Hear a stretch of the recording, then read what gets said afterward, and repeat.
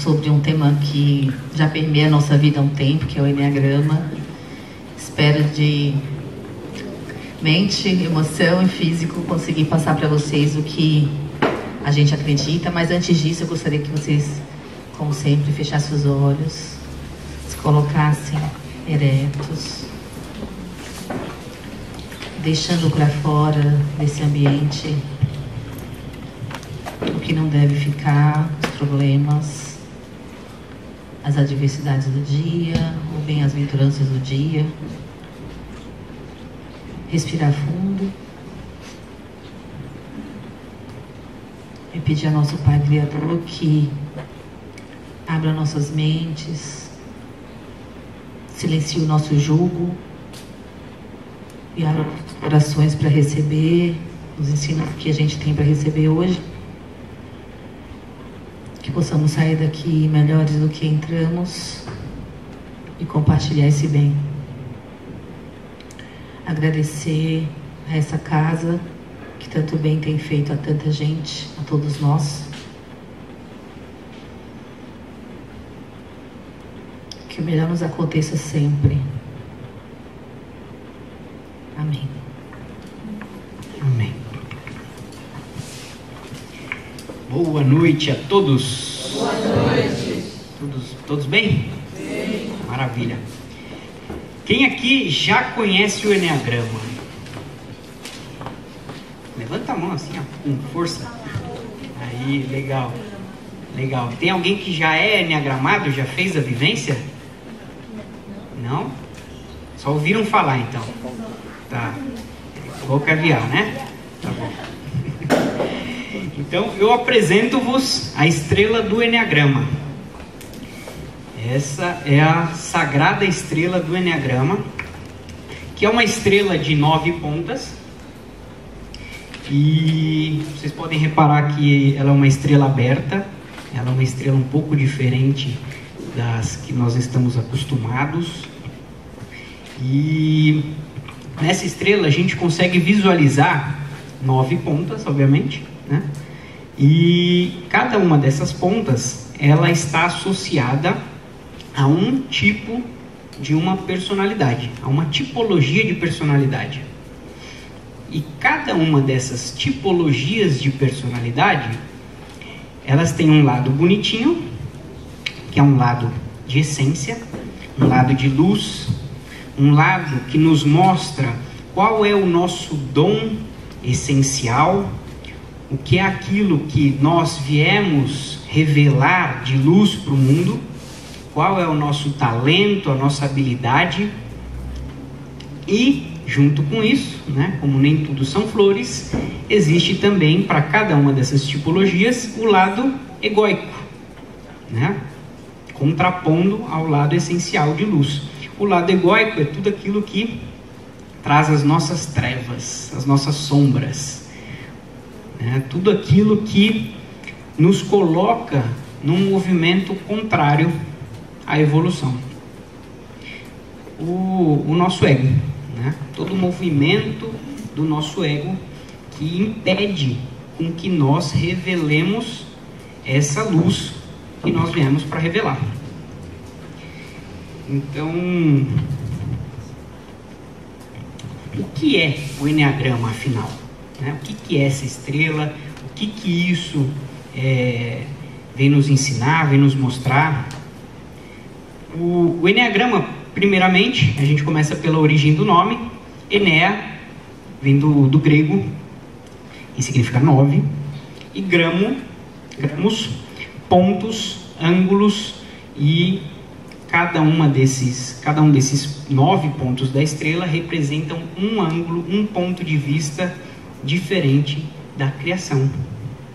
Então, o Enneagrama vem nos mostrar que todas as pessoas que existem no mundo, encarnadas e desencarnadas, e não só no mundo, mas no cosmos, elas pertencem a uma dessas 9 essências.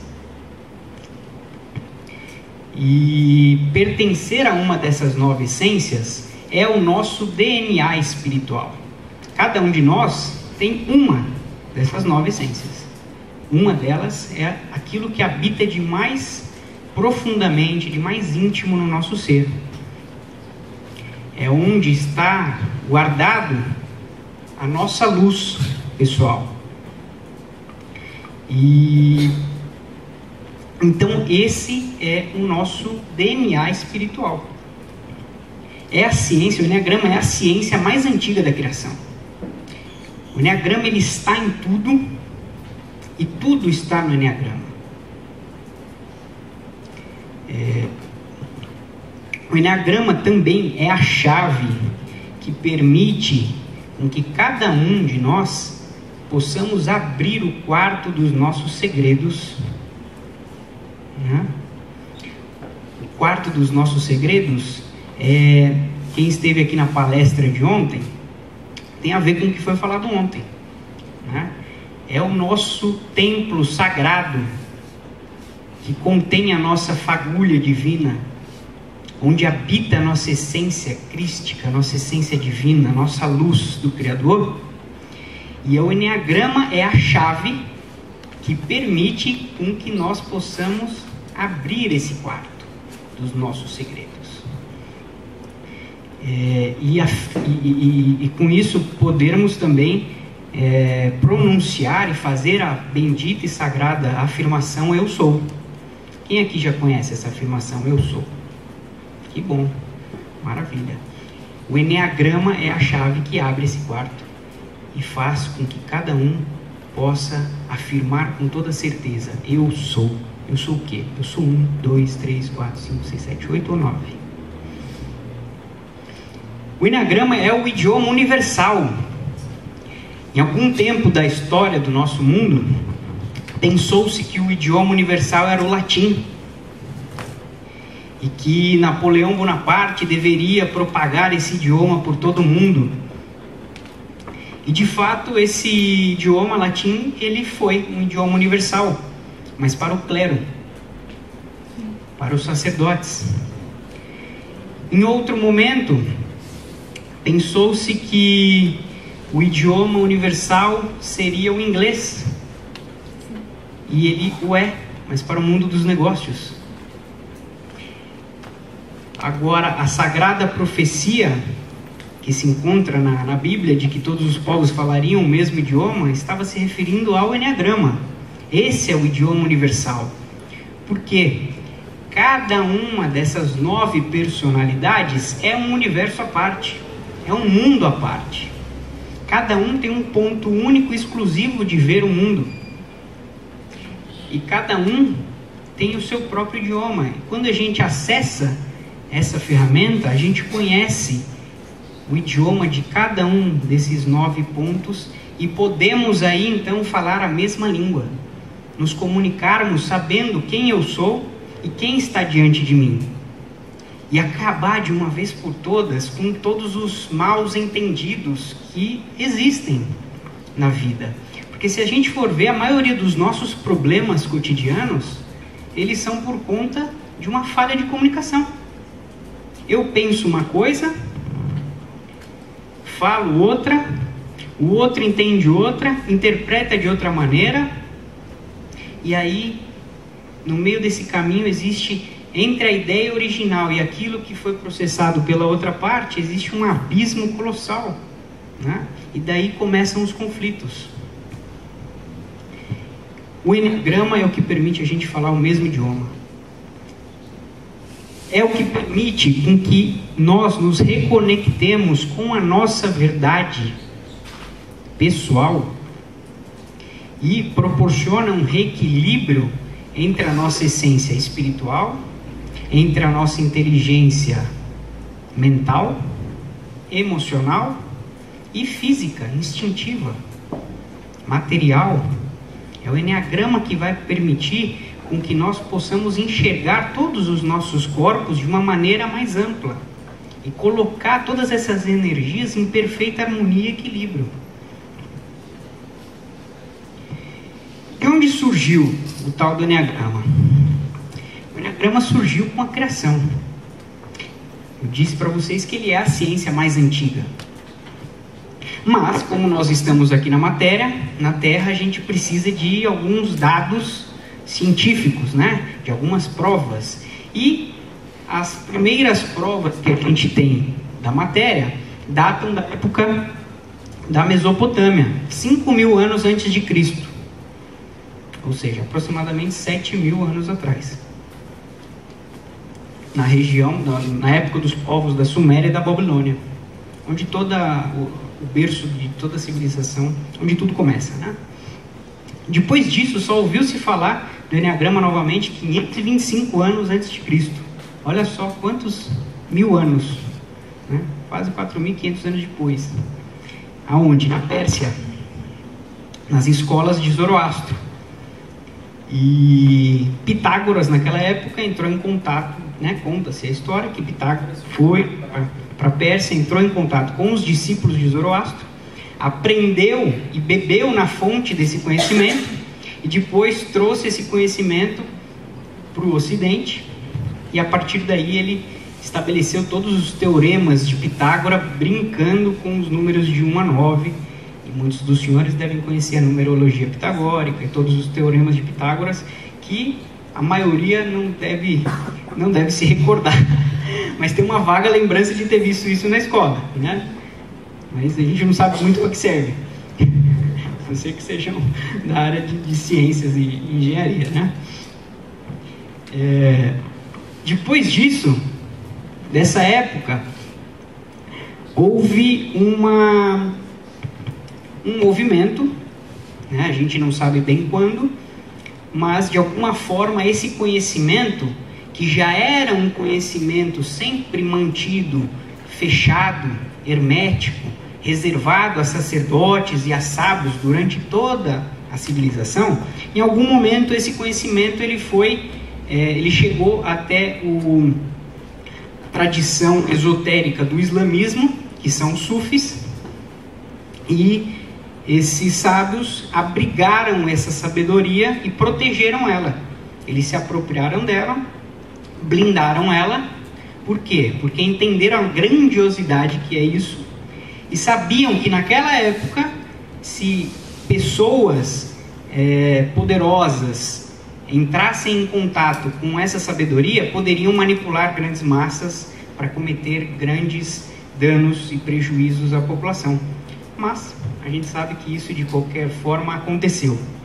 Por mais que eles protegeram isso, esse conhecimento, essa sabedoria caiu em mãos erradas e muito disso foi utilizado por seres que não estavam comprometidos com o bem da humanidade, com a evolução do planeta e das pessoas. Então a gente volta a ouvir falar do Enneagrama só em 1920, depois de Cristo, aqui no Ocidente, quando Gurdjieff, que era um filósofo russo, um grande pensador e um grande buscador da verdade, ele, nas suas buscas pela pedra filosofal, pelo Santo Graal, ele, em algum momento, ele entra em contato com a estrela do Enneagrama em uma escavação e começa a sua busca dessa sabedoria e chega até a tradição sufi, vai lá, é acolhido por esses sábios, mergulha durante anos nessa sabedoria, é iniciado nos processos, e quando ele sai de lá, ele volta para o Ocidente com a missão de trazer esse conhecimento para a população, por saber, por ter conhecimento que nós, como seres humanos, já estávamos prontos para entrar em contato novamente com essa sabedoria, tendo em vista a estarmos adentrando a era de luz, a era de ouro ou a era de aquário. Então, Gurdjieff, que entrou em contato com a Irmandade Sarmong, ele volta e funda a escola do Quarto Caminho. Por que Quarto Caminho? Porque o Enneagrama ele vem nos mostrar que todos nós temos 3 centros de inteligência: um centro mental, emocional e instintivo. Como seres completos, temos esses 3 centros atuando em nós. E por que Quarto Caminho? Porque são esses 3 centros em perfeita comunhão, harmonia e trabalho coeso que revelam o quarto caminho. Depois disso, em 1950, Oscar Ichazo, um filósofo boliviano, entra em contato com esses estudos de Gurdjieff, aprimora, e em 1970, Cláudio Naranjo, um psiquiatra chileno, aprofunda ainda mais os estudos de Oscar Ichazo e de Gurdjieff e insere um contexto mais enfocado no que a gente vai abordar aqui, no Enneagrama das personalidades. Porque a sabedoria do Enneagrama, ela é infinita, ela está em tudo. A gente pode passar a vida toda estudando Enneagrama e não vai acabar. Agora, aqui nós vamos dar enfoque para uma parte dessa sabedoria, que é a parte que revela para nós os traços de personalidades, o que permite com que nós nos comuniquemos um com o outro de uma forma mais limpa. Então, para que serve? Já falei, né? Já falei, mas o Enneagrama ele serve para que nós possamos responder essas questões existenciais que muitos de nós já fizemos em algum momento da vida, ou em vários momentos, ou talvez muitos dos senhores estejam se fazendo agora. Quem somos? De onde viemos? O que é que eu estou fazendo aqui? E para onde é que eu tenho que ir? Quem já se fez essas perguntas em algum momento da vida? Quem está se fazendo elas agora? Maravilha. Maravilha, maravilha. A resposta está dentro de cada um de vocês. O Enneagrama já está dentro de vocês. Eu e Juliana temos hoje a sagrada missão de apenas fazer o que a nossa mestra e mãe dela também fez com a gente, né? Dar um peteleco aqui e fazer com que essa sabedoria brote em nós novamente. Gratidão, Saloni. Então, o Enneagrama ele serve para isso. Ele é uma ferramenta de autoconhecimento. E sendo uma ferramenta de autoconhecimento, é uma ferramenta que nos coloca no caminho de evolução da espiritualidade. Ele serve para inúmeras coisas, mas principalmente melhorar os nossos relacionamentos. Nosso relacionamento, eu comigo mesmo, eu com a minha namorada, com o namorado, marido, os meus relacionamentos afetivos sexuais, os meus relacionamentos familiares, sociais e profissionais. E sabendo disso, muitas universidades, empresas, órgãos estaduais e globais sabem e já têm acesso a esse conhecimento. Eles já implementam isso dentro das suas grades de ensino e de propagação. Aqui no Brasil, por exemplo, universidades globais importantes já ensinam Enneagrama dentro dos seus cursos, e aqui no Brasil a gente pode citar a FGV e a Estácio de Sá, que já colocaram isso para ser ensinado para os universitários. Empresas utilizam o Enneagrama para quê? Para que os profissionais certos sejam contratados para as vagas certas, para que os departamentos de recursos humanos possam contratar as pessoas adequadas, com as habilidades adequadas para aquela vaga, e colocar a pessoa certa no lugar certo, né?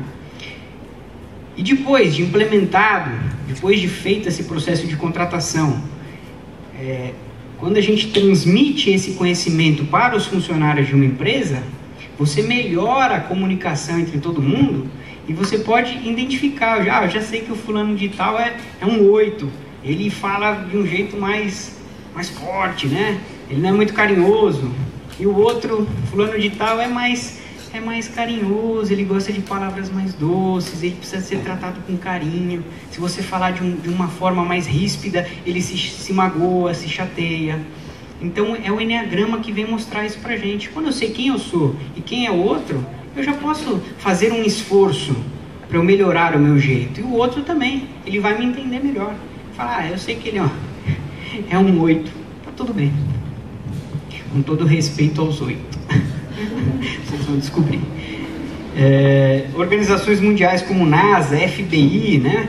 A NASA, imagina a NASA mandando para o espaço um ser que não é capaz de ficar um mês longe da família.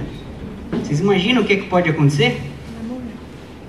Ele é capaz de mudar a rota da nave, acabar com a missão que demorou anos para ser construída, e ele manda a nave de volta para a Terra e bota todo mundo para dormir lá, dá um suquinho lá e ó, paga todo mundo. Ele é capaz de fazer isso. Então a NASA sabe disso, sabe quem mandar e como lidar com isso. A FBI também, para traçar perfis psicológicos de criminosos.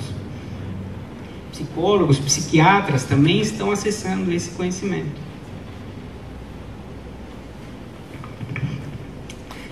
Então,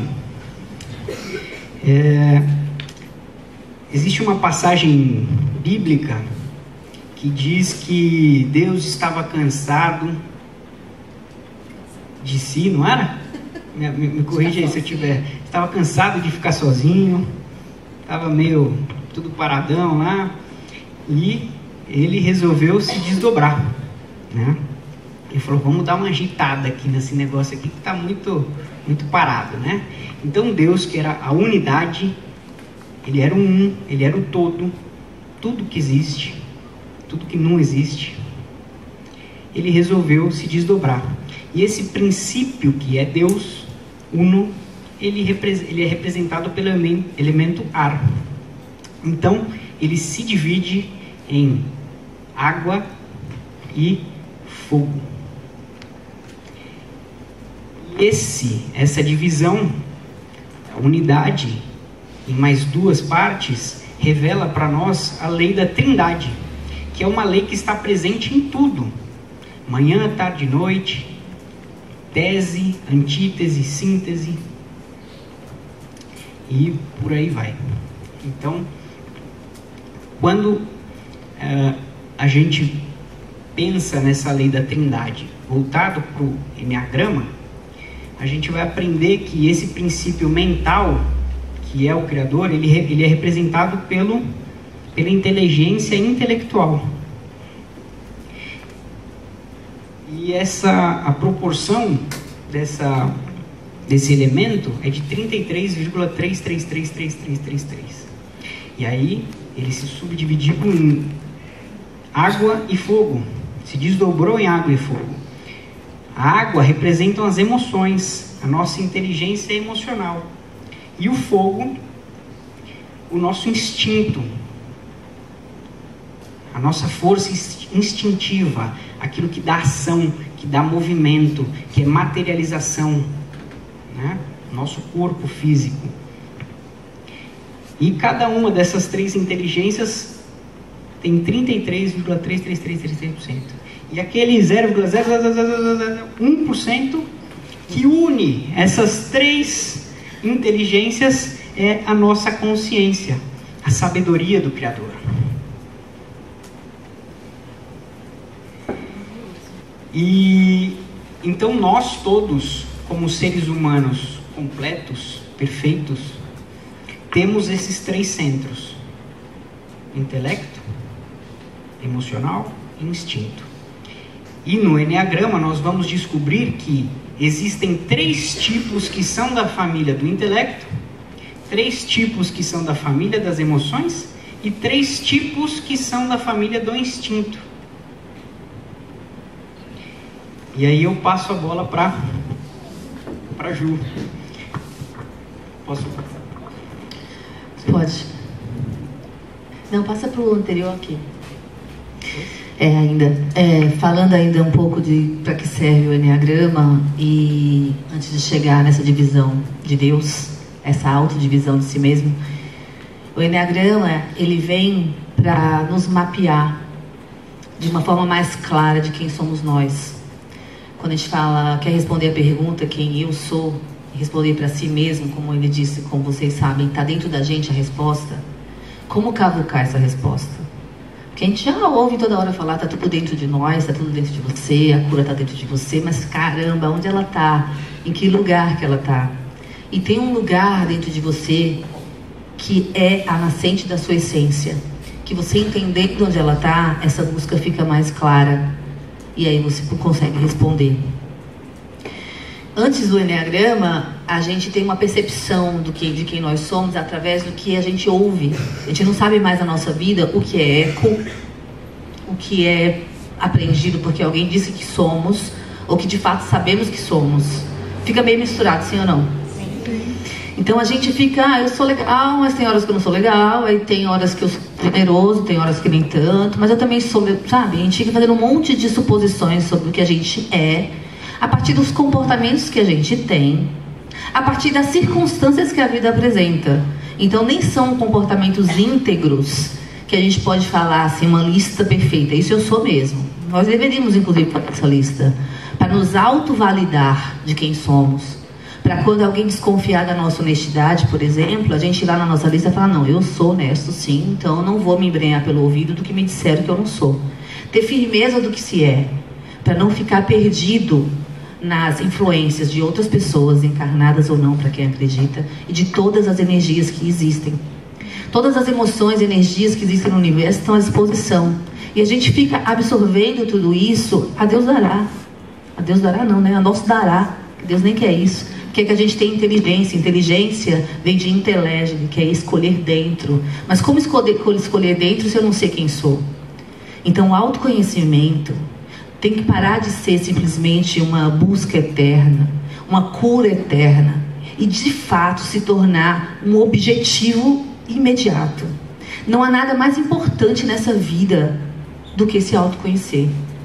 Nós não estamos aqui para acordar de manhã, tomar café, trabalhar, namorar, transar com o outro, voltar, cuidar do filho, e no dia seguinte a mesma maquinar a vida. Isso são os fazeres que a Terra tem que fazer pra gente.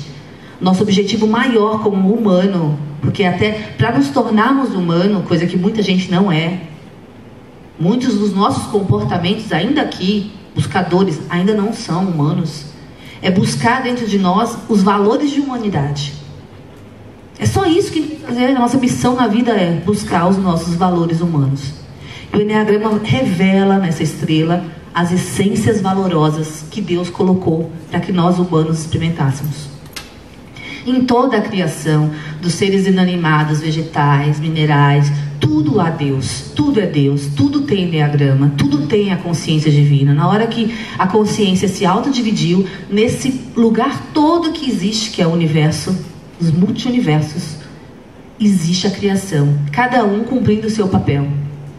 A planta cumpre o papel dela de ser planta, o animal cumpre de ser animal, e o humano muitas vezes está longe de cumprir o único papel que ele tem para cumprir, que é ser humano. Existem muitas ferramentas que a gente está buscando e está chegando na nossa vida para a gente evoluir, se buscar. Mas o que eu tenho para falar eu me emociono ouvindo o Bruno falar e lembrando da minha mãe. Para quem conhece Saloni, mandou um beijo para todos. Ela é incrível mesmo narrando isso de uma forma, porque o Enneagrama realmente está em tudo e não invalida nada, nenhuma religião, nenhum pensamento, dá sustentação a tudo, né? Por que o Enneagrama me emociona? Porque ele vem realmente nos liberar dos véus que a gente nos coloca, ou que colocaram em nós, e que são véus que ninguém pode tirar, que um sacerdote, que um amigo, que um companheiro, que um anjo da guarda, que qualquer coisa que você acredite pode no máximo nos dar corrente, nos dar suporte, nos incentivar, mas retirar de nós, só nós podemos. Mas aí vem de novo a pergunta que eu fiz no começo: como? Depois vem outra: quando? O quando você tem que decidir que é agora, porque não há tempo a perder. No caos que a gente anda vivendo, no caos que a Terra está, quanto mais cedo nós acordarmos, melhor será. Não para despertar os outros, mas pelo menos para cumprir a nossa própria função de humano. Pronto, venci. E se o outro pudesse espelhar em mim ser um ser humano melhor, que bom. Mas o nosso papel como ser humano é acordar. Então vamos acordar. Isso aqui é um acordar de despertador antigo, daquele que faz... Eu acordei mesmo. Não cai fichinha, cai aquela... Lembra aquela propaganda da aspirina que cai na praia? É isso que acontece. É tão imediato. Essa ferramenta começa a viver dentro de você e ela fica viva como a corrente sanguínea. Não tem mais como você esquecer quando você acessa. E ela se torna viva na sua vida. Depois do Enneagrama, você pode nunca mais... Você pode até não mudar os seus comportamentos externos, mas você tem consciência de todos eles. Você pode escolher não mudar, mas você não vai poder mais dizer que não sabe o que está fazendo. que não sabe que aquela palavra fere aquela pessoa, que não sabe que aquele seu ato fez aquilo. Isso gera responsabilidade. Por isso que é uma vivência que demanda muita coragem, que assim como outras vivências que a gente conhece, não se insiste para fazer. Há de se estar pronto. Mas está tudo pronto para se conhecer e se tornar humano? Está pronto para quê? Qual é a outra escolha? Se tornar o quê? Brutalizado? Mais brutalizado? Então é isso. Então imagina que você tem um monte de informação sobre você, tá? Deus colocou 9 sementes, tá? Ele se autodividiu por infinita bondade e colocou 9 sementes que são valores humanos, essências valorosas. 9 sementes numa terra fértil, maravilhosa, pronta para germinar e crescer perfeita, porque perfeito é o Criador. Porém, quando a gente encarna, acreditando vocês em outras vidas ou não, basta essa para saber que a coisa não fica boa, né? A gente encarna trazendo toda essa essência divina que Deus nos imprimiu, e aí a gente deturpa esse viver. E todos os nossos defeitos, todas as nossas distorções, todo o nosso ego, nada mais são do que a distorção total da nossa maior habilidade, da nossa maior virtude, da nossa maior alegria. Só que a gente paga o preço de viver o ego, escolhendo não conhecer a luz.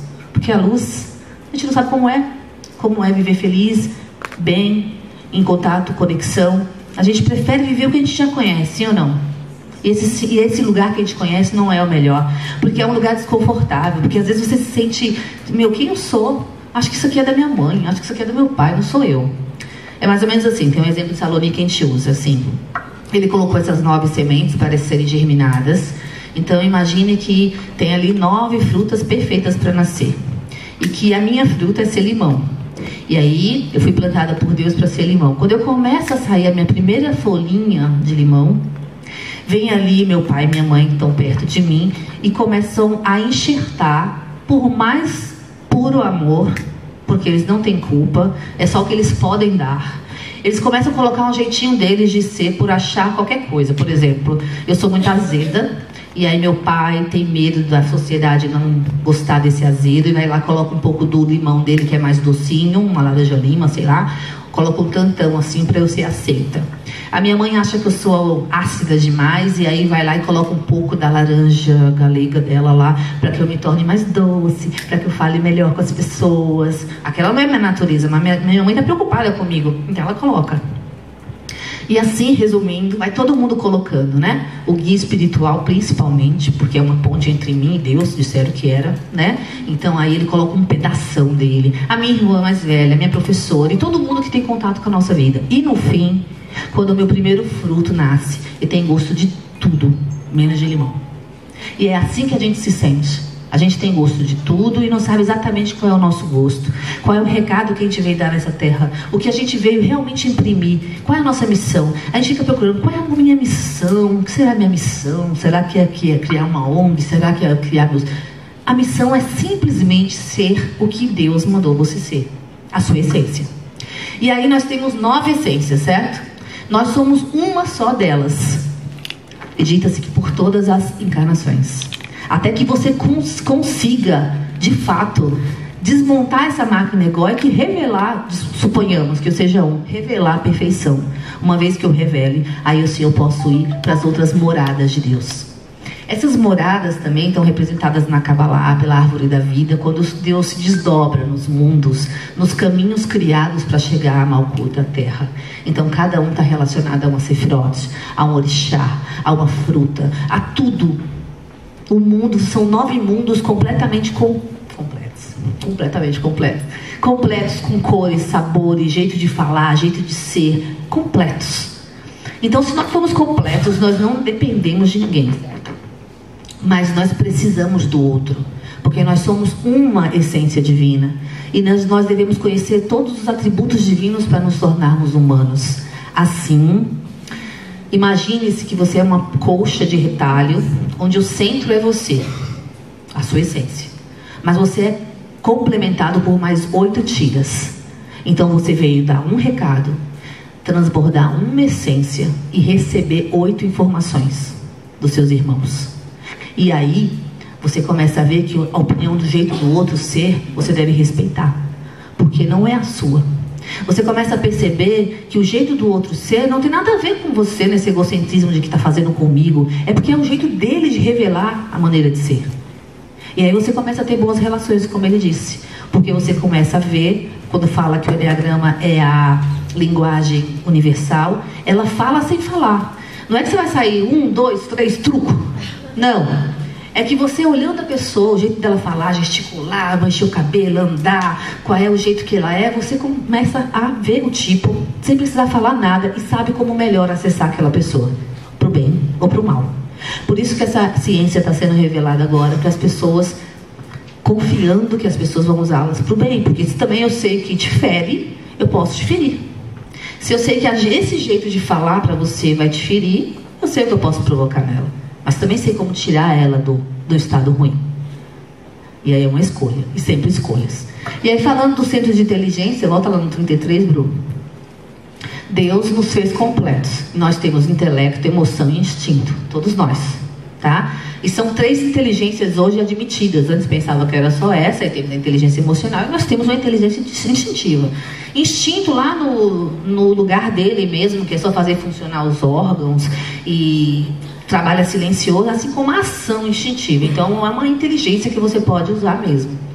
E nessas inteligências nós temos os 3, porém esse 33 e o prego da consciência aqui, que vai nos tornar perfeitos, é o nosso vislumbre, é o nosso sonho, é o sonho de Deus para nós. Mas não é assim que acontece.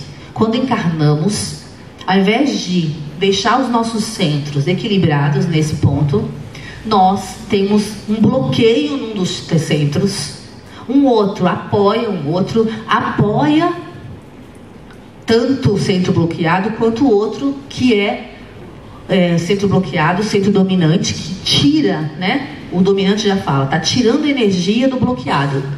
Só o centro de apoio, que eu não sei qual é em vocês, é o que tá virgem com 33. O outro tá tirando muita energia e o outro está bloqueado. E é nesse bloqueado que mora o nosso ego, nossas distorções de comportamento. Aquilo que a gente jura por Deus, por tudo que é mais sagrado, que não vai fazer mais amanhã. E é só voltar, chegar ao amanhã que você está fazendo. Porque a gente se transforma em máquinas viciadas mesmo, como um programa lá que está desse jeito para a gente. Não está falando aqui de chips, de tudo mais. Foram chips ou programas que você mesmo se colocou no seu ego e que você não consegue desmontar. Tá? E a apometria, tudo isso que serve para nos ajudar, nos liberar de energias externas e tudo mais, tudo ajuda. Mas esse chip interno que você fez ficar desse jeito, a sua máquina, só você pode mexer. E como mexer? Então passa aí, Bru. Então você viu que temos intelecto, emoção, instinto, e temos 9 tipos. Desses 9 tipos, como ele disse, 3 tipos nascem do intelecto. Não é que são mais inteligentes, não, só são desse centro, tá? 3 são da emoção e 3 do instinto.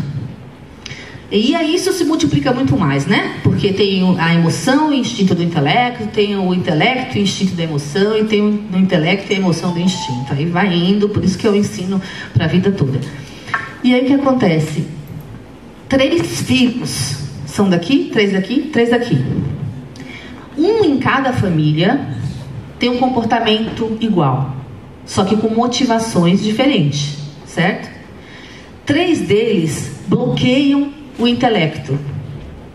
E os 3 que bloqueiam o intelecto, eles têm uma liberação grande de uma droga dentro do nosso próprio corpo, que é a adrenalina, que serve para nos dar movimento, tomar decisão, tudo mais. Serve para nos livrar do perigo rápido, para ter reflexo, mas em excesso torna-se uma maldição. E é essa maldição desse hormônio que faz com que esses 3 tipos entrem em um colapso egóico e comecem a viver todos desbaratinados. Na hora que era para falar, cala; na hora que era para calar, fala; na hora que era para atacar, recua, e aí começa a viver tudo errado, tá? Por excesso dessa droga adrenalina. 3 outros tipos são viciados em endorfina. E quem é viciado em adrenalina vive num presente imediatista. É uma tensão, uma ansiedade o tempo todo. É só aqui agora, sabe? Assim, não, aqui agora é o presente. Esse presente é onde todos deveriam viver. O presente imediatista é uma loucura, porque não é o presente. É uma mistura de adrenalina que faz você ficar aqui, ó, dando volta em você mesmo. Então é isso que esses centros fazem. A endorfina que serve no nosso corpo, né, para alicerçar nossa autoestima, dissolver o excesso de emoção, né? O excesso dela faz 3 tipos do Enneagrama liberarem isso e se tornarem frios de coração. Eles acreditam que liberando as emoções, liberando os sentimentos, eles não vão conseguir alcançar o que eles têm que alcançar. Então eles liberam muito isso para não sentir o outro, para não sentir a vida. E 3 tipos são viciados na acetilcolina, né? Que serve para regular o nosso ritmo de agir, sabermos a hora de descansar, a hora que o corpo pede um arrego, agora eu preciso de uma calma. Ela só serve para dar esses sinais, sabe? Para quando você está com uma cólica ou vai parir um filho, você conseguir viver depois de tanta dor. É só para isso que ela vem, para dar aquela anestesiada nessa dor. Mas o excesso dela faz você ficar letárgico, pesar muito, não realizar fisicamente o que você precisa na vida. Então faz com que você também se anule. Passa aí, Bru, por favor. Só uma coisa. Então, os 3 que são viciados em adrenalina vivem no presente imediatista. 3 tipos vivem, né, no futuro, só com a ilusão do futuro, porque o futuro não se sabe. E 3 vivem no passado. Então são dicas que aí você vai vendo que para você pensar como é que age você, porque toda essa nossa explanação é uma pitada, é uma natinha finíssima do que é essa vivência imersa nesse conhecimento de informações que vai fazer com que você se reconheça, tá? Mas 3 vivem no presente imediatista, 3 no futuro e 3 no passado. É isso. E deixa eu ver o que mais dizer. Só mais uma coisa. O que acontece é que quando a gente vem dos céus, amando de Deus, para realizar na Terra a nossa missão de evoluir, e daí nós vamos evoluindo em outras vidas, para quem acredita, como espíritos. O que acontece é que encarnados, quando a gente olha para nossas sombras, a gente se identifica com elas e acredita que somos elas, certo? É como a imagem da árvore da vida, assim, que você tem, que essa é a árvore do bem, que está voltada para os céus, com os galhos para cima, e a árvore do mal, que são as suas sombras. Que não é mal. A gente sabe que a sombra nada mais é do que um lugar que tem luz. Se um lugar tem luz, ele tem sombra. A luz sem sombra é a luz de Lúcifer. É a luz que ludibria. É a luz que te engana. A luz que tem sombra é uma luz. Essa luz que tem sombra, ela só precisa identificar o que é sombra e o que é luz em você. Fazer essa separação de joio e de trigo aqui dentro.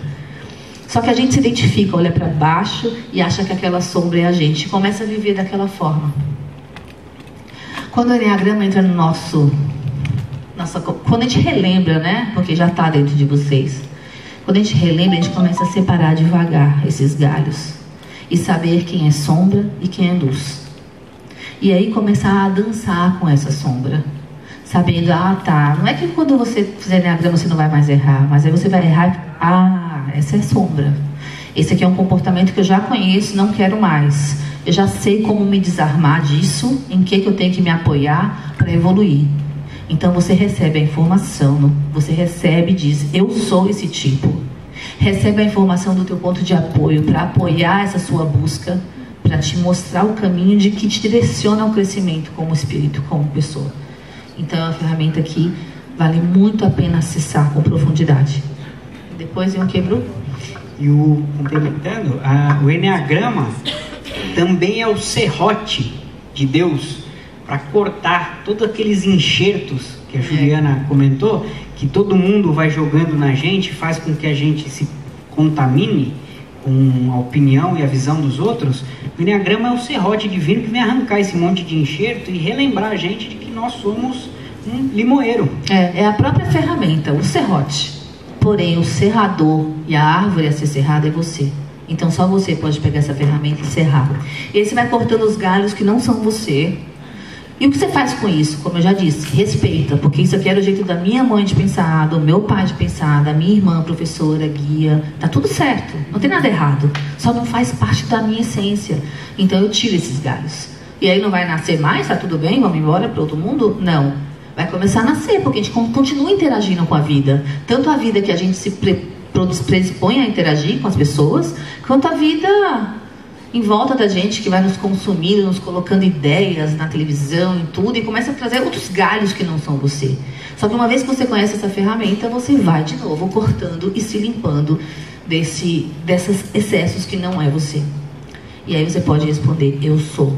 Uma vez respondido, eu sou, você pode caminhar de verdade com integridade do quarto caminho. Pensar, sentir e agir de uma única forma. O caminho reto, quando a gente canta no hino aqui de terça-feira, não é um caminho linear, o caminho da matéria, não é um caminho horizontal. O caminho reto é o caminho vertical. É um caminho que te traz tira dessa matéria, tira dessa ilusão de ego e te encaminha para cima. Então, que esse caminho reto é possível. Jesus disse, vocês podem fazer tudo o que eu fiz e muito mais. A gente ouve essa frase e fala, como assim, né? Vou ali andar na minha caixa d'água para ver se eu consigo. A gente pode conseguir fazer tudo mesmo. Só que é muito mais fácil viver assim, né? É para nascer peixe, né? É para nascer peixe, não é vinho, não. Olha, a gente vem aqui no curso, vocês estão fazendo curso de formação aqui, né? E a gente vem aqui toda terça-feira, faz harmonização, faz tudo e tá tudo certo. O que a gente precisa se comprometer e ter autorresponsabilidade é de sair do banco de curandos. É uma cura eterna, né? Porque a gente tem uma necessidade como humano de ser cuidado. Então, enquanto eu estiver doente, com dor de cabeça, com alguma doença, com algum emocional, tem alguém cuidando de mim. Nada errado em deitar na maca de harmonização, nada errado. Mas o importante é que você se torne íntegro para receber cuidado consciente quando você precisa. Mas poder compartilhar algo e cuidar de alguém. Quando você consegue estar íntegro e cuidar de alguém, é porque você entendeu a sua essência. E cada essência dessa aqui tem um recado para dar. E dizem, a Bíblia, diz que você é responsabilizado pelo mal que você faz. Mas ainda mais responsabilizado pelo bem que não faz. Então a gente tem que começar a trabalhar. Está todo mundo aqui fazendo um curso de trabalhadores, não é? É trabalhar sobre si mesmo e trabalhar para ajudar as pessoas a sair dessa escuridão, tá? Ninguém é responsável pelo acordar do outro, mas se eu tenho algo a compartilhar, eu sou responsável sim. Se eu sei como sair do Curitiba e chegar na Paulista e você não sabe, eu já tenho algo a compartilhar, sim? Então todos nós temos algo a compartilhar. Uma vez que a gente conhece a nossa essência, a gente sabe exatamente o que a gente tem para compartilhar e todas as 8 coisas que a gente tem para aprender. Muito bem. E como... Acabou não. Foi só a introdução. E... Já valeu a pena, vamos embora. Vai não, que a gente vai dar um gostinho de cada tipo, vai que você se acha. Olha, muito boa a sua colocação nesse momento, porque o que eu tenho para dizer agora é, como todos os senhores estão aqui estudando, e estamos sempre estudando para evoluir,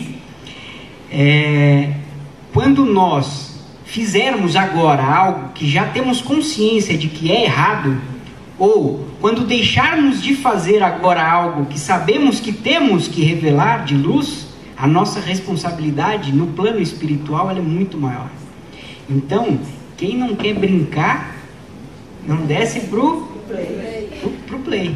Então, isso aqui é curso, isso aqui é uma vivência para quem é gente séria, para quem está comprometido com a evolução, quem quer se melhorar, quem quer revelar sua luz da maneira correta e apropriada.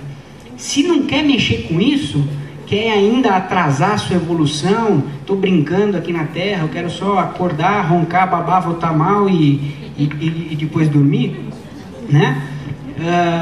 Não mexe com isso, porque isso aqui é uma caixa de Pandora que a gente vai abrir e depois vem todo o trabalho a ser realizado. E tudo certo, não é que tem que estar super preparado e então quem não fizer o curso não está no momento. Não, tem gente que não está no momento mesmo. E assim, a gente tem que ficar muito atento o que é não estar no momento, porque não quero receber isso agora, e o que é sabotagem do ego também, de não querer ver o que já está pronto para ver. Isso aí é íntimo de cada um, né? Mas o importante é que a gente busque, sim. Porque o que é fazer coisa errada? Não é fazer coisa errada para o outro, para minha mãe, para o meu namorado. Tá errado porque ele não gosta, porque ela não gosta. Não, é errado diante das leis de Deus. Então você sabe no seu íntimo, quando você faz algo, o que isso está em congruência com as leis e o que não está. Então vamos aprender quais são as leis, né, dentro da gente. Bora lá então. Agora a gente vai falar um pouquinho, só para dar um gostinho. Não é para... A gente não tem agora aqui o papel de esmiuçar cada uma dessas 9 personalidades. A gente só vai dar uma amostra grátis, né? É só para dar um breve vislumbre do que são essas 9 essências e o que são esses 9 movimentos egóicos, que são as nossas sombras. Então vamos falar uma a uma, começando pelo 1, terminando com o 9. Vamos, na apresentação, primeiramente falar da essência de cada um dos tipos, aquilo que a gente tem de bom, suportar o resto, né? De luz, né? Para dar aquela animada, e depois a gente entra na podridão, né? Que é o que a gente vai reconhecer, né? A gente tem aquela tendência de, eu sou essa luz, eu sou aquela também, eu sou aquela também. Quando chega na podridão, fecha o olho, fecha tapa o ouvido e não tô nem aqui. Tô ligado. Então vamos lá. O tipo 1 é a perfeição. Na criação do universo, Big Bang, né? A explosão. Naquela explosão o caos se fez. E tudo que tinha para ser criado naquele momento foi criado.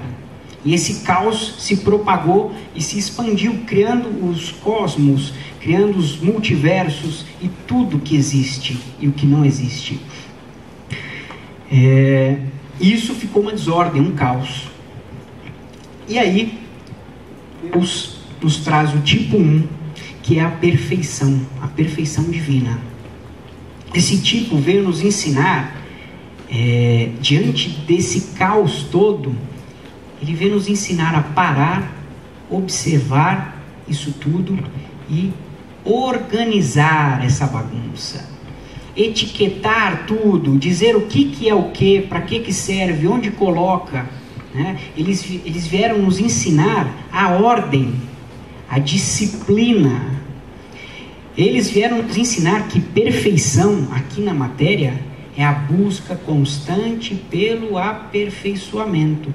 É fazer o melhor que você pode com as condições que se tem naquele momento.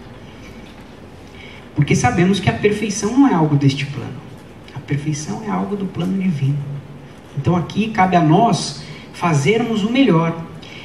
E de que forma? Com o nosso trabalho. E é isso que o tipo 1 veio nos ensinar, a apreciar a beleza de um trabalho bem feito, um trabalho feito de forma correta, justa, perfeita.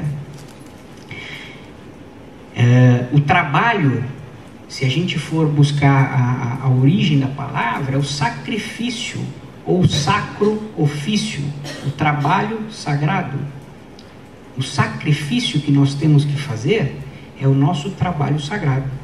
E é o tipo 1 que veio nos ensinar a apreciar a beleza de executarmos o nosso trabalho, a nossa missão divina. Então,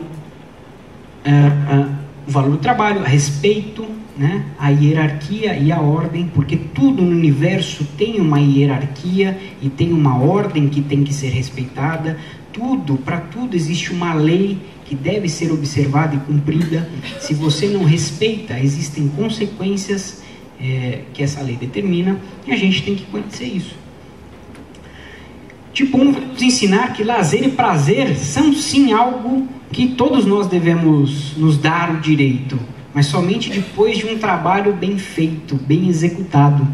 Somente depois de um dever cumprido nós podemos nos dar o direito de desfrutar o lazer e o prazer. Nos ensinam que tudo tem uma ordem natural que deve ser respeitada, que palavra dada tem que ser honrada e cumprida, né? Será que isso vale nos nossos dias atuais? Palavra dada tem que ser honrada e cumprida? A gente vai para os antigos, né? Que antes tratavam tudo no fio do bigode, né? Eu lembro do meu avô contando que comprou um terreno num papel de pão, na padaria, né? Rasgou o papel do pão lá, daqui a caneta, e aqui, ó, tô comprando aqui, ó, tá aqui, ó, tá palavrado. Será que isso vale hoje? Não vale nem o pão, né? Então, o tipo 1 veio nos ensinar que a gente tem que cumprir com o que a gente fala.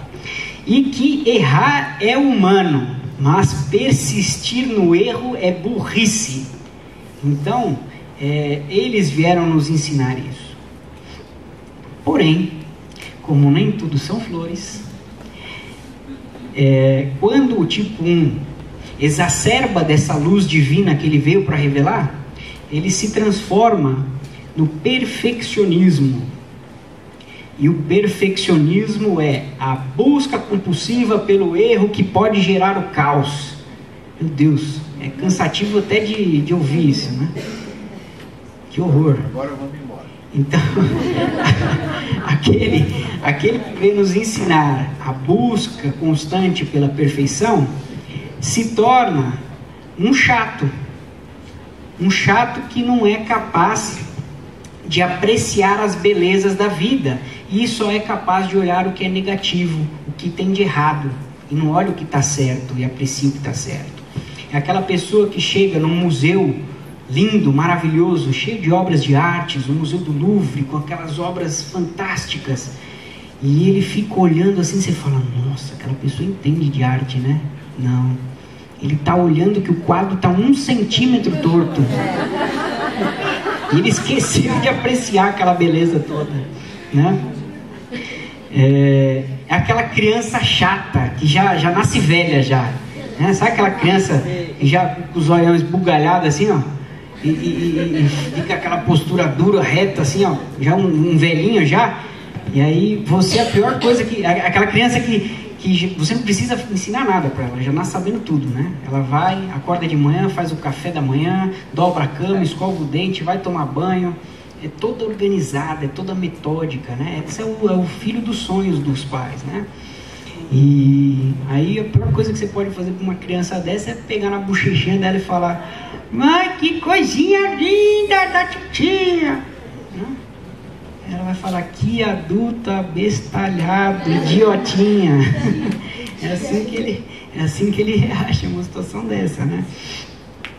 É aquela pessoa que quando você pede, por exemplo, um cortador de unha, ele vai lá e vai te dizer assim: ó, tá lá no meu quarto, na segunda gaveta, atrás do terceiro livro, debaixo do suporte da caixinha, dentro da segunda do compartimento. Aí você vai lá, pega, usa naquele dedo cheio de frieira, né? E larga em qualquer lugar da casa. Ele quer a morte, né? Ele quer a morte. Ele vai dizer: esse cortador de unha agora é seu, né? Não quero mais. Você não pega mais o meu. Então, se vocês pegaram um cortador de unha emprestado, você vai lá, esteriliza, limpa e guarda no mesmo lugar que você achou, porque senão você vai irritar muito essa pessoa. O fantasma que persegue o tipo 1 é o medo de errar. É por isso que eles vivem nessa tensão constante de buscar sempre o que é certo, o que é correto, e de viver muito rígido, né? Muito duro, é tudo muito... é um milico, né? É um militar. Ele é um vampiro que se alimenta do erro do outro. Todos os tipos, vocês vão ver, todos os tipos eles têm um movimento vampiresco, né? E através desse movimento vampiresco é a forma que ele suga a energia dos outros. É isso que o vampiro faz. Mas também ele tem um movimento que ele drena a sua própria energia. Ele não fica contente só em sugar do outro, ele também esgota a própria energia. Então, o vampiro o tipo 1 é o vampiro que se alimenta do erro do outro. Ele fica caçando tudo que o outro está fazendo de errado para criticar, apontar o dedo. E ele é o vampiro que se auto-vampiriza pelo próprio erro. Então, se ele critica o outro, ele mesmo, ele é o próprio promotor, advogado de defesa, réu, inquisidor. Ele condena, executa, é o juiz, emite a sentença e ele cumpre. Por quê? Ele também nos ensinou o quê? Que palavra dada tem que ser cumprida, que o que é dito, o que é lei tem que ser respeitado, e ele cumpre. O vício desse tipo é a adrenalina, e ele depende sempre da aprovação da sua conduta e do seu fazer. Ele está sempre buscando a aprovação de uma outra pessoa para validar aquele trabalho que ele fez como um trabalho bem feito e correto. Então, até que despertem, são pessoas muito difíceis de conviver, porque tudo tem jeito certo, tudo tem jeito correto de fazer. A gente descobre até que tem um lado certo de passar manteiga na torrada. Vocês sabiam disso? Sim, né? Tem gente que já vai se entregando nessas horas. Sim, tem mesmo. Então, eu não sabia disso, né? É só o tipo 1 que sabe. Porque se você passa a manteiga do lado errado, a bolacha quebra. Né? Então é isso. Agora vamos para o tipo 2. E aí, você vai fazer o que com isso? Lembrar, tem uns caminhos de retorno, né? Tem um módulo do curso que você sabe como desmontar esse mecanismo que você vive, que não é bom. E aí você retornar para a sua essência cada vez mais. E na próxima vez, como essa ferramenta vai estar viva dentro de você, quando alguém te pedir 1 quilo de açúcar, você vai dar, porque é da sua natureza dar. Mas você não vai deixar de se nutrir, porque nada pode dar alguém que não se nutre. Então essa doação, essa generosidade, ela é relevante, já que você deu algo que você não tem, né? Então, se outra pessoa precisar, como é que você vai ajudar se você não tem? Então, seus comportamentos do dia a dia, os mais íntimos, os mais profundos e os mais corriqueiros começam a mudar com essa consciência. Ou uma vez que você faça isso, você tem consciência que fez. Vai lá, se perdoa e não faz mais. Ou você vai, consegue não doar todo o quilo de açúcar e você fala, eba, consegui vencer. Então você deu uma lustradinha, ele saiu aquele pedacinho de ego e um pouco de luz saiu daquele comportamento e nós vamos para outro, nós vamos para outro. E na espiral da vida, quando você consegue se livrar de um comportamento egóico, outro maior são as provas que Deus manda para que a gente possa, ou às vezes o mesmo comportamento de você, nesse momento da sua vida, aí chega lá daqui 10 anos você dá o quilo inteiro de açúcar, mas não é mais a mesma pessoa, é a mesma pessoa, é a pessoa que tem 10 anos de caminhada com o mesmo comportamento, mas vai ter outro lugar da espiral para poder evoluir aquilo. Mas uma vez que você tem a consciência do comportamento egóico, nunca mais você se esquece. Por isso que a Ave Maria. Haja coragem. E aí vem o 3. O tipo 3, ele é o mérito, o reconhecimento. Eles são os grandes atletas de Deus. Eles vieram para nos ensinar a sermos vencedores na vida. Que tudo aquilo que a gente estabelece como meta, como objetivo, nós somos sim capazes de realizar e alcançar. De que o impossível é apenas algo que ainda não foi realizado. É algo que ainda não foi concretizado, não foi materializado. São esses tipos, o tipo 3, que vem nos trazer essa mensagem. Como que a gente alcança, né, esses objetivos nossos? Através da virtude de determinação, persistência, ambição. Né? Eles nos ensinam que ambição é diferente de ganância. Ganância é aquela ambição doente, desmedida, que não enxerga os meios para alcançar os fins, os objetivos determinados. A ambição não, a ambição é aquilo que move a gente, que faz com que a gente tenha desejo de conquistar algo, de melhorar, de, numa última instância, evoluir.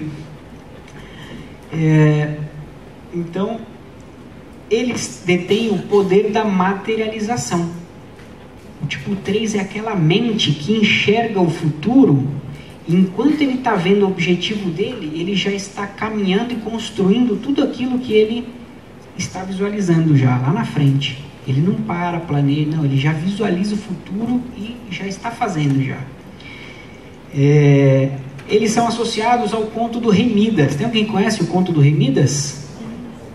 Rei Midas é aquele rei que tudo que ele tocava transformava em ouro. Então, é o toque de Midas. Tudo que ele toca vira ouro. Assim são esses tipos. Quando materializados, esse toque de Midas, ele se transforma num ser que vira a vaidade, a mentira. E aí, tudo aquilo que ele toca vira ouro, inclusive as pessoas ao seu redor. E quando ele se dá conta, ele tocou todas as pessoas que ele conhece, gosta, ama, e todas essas pessoas viraram estátuas de ouro. E fica sozinho. Então, geralmente, e com todo respeito, os tipo 3, geralmente eles não estão em espaços como esse. A essa hora, 8h41 da noite, eles devem estar nos seus escritórios trabalhando. São aqueles workaholics, aquelas pessoas que só pensam trabalho, trabalho, trabalho, dinheiro, dinheiro, dinheiro. E o que é a vaidade? A vaidade é a paixão pelo autoengrandecimento por meio da conservação da imagem do sempre vitorioso, do bem-sucedido. Então, ele é aquela pessoa que ele quer ser sempre o número 1. A medalha de prata é consolo de perdedor. A de bronze, então, nem se fala, né? Aquele que veio nos ensinar a sempre sim buscar o primeiro lugar e sabermos competir e sabermos reconhecer quando alguém foi melhor do que nós e conquistou o primeiro lugar, ele se transforma naquela pessoa que quer sempre o primeiro lugar, e se tiver o segundo lugar para ele é a morte, novamente. O fantasma que persegue ele é o fantasma da derrota, porque ele quer ser sempre o primeiro em tudo que ele faz. Ele quer ser sempre o the best, sempre o melhorzão, bonzão. Ele é o vampiro que se alimenta da vulnerabilidade, das habilidades do outro. Ele é um grande camaleão. Por quê?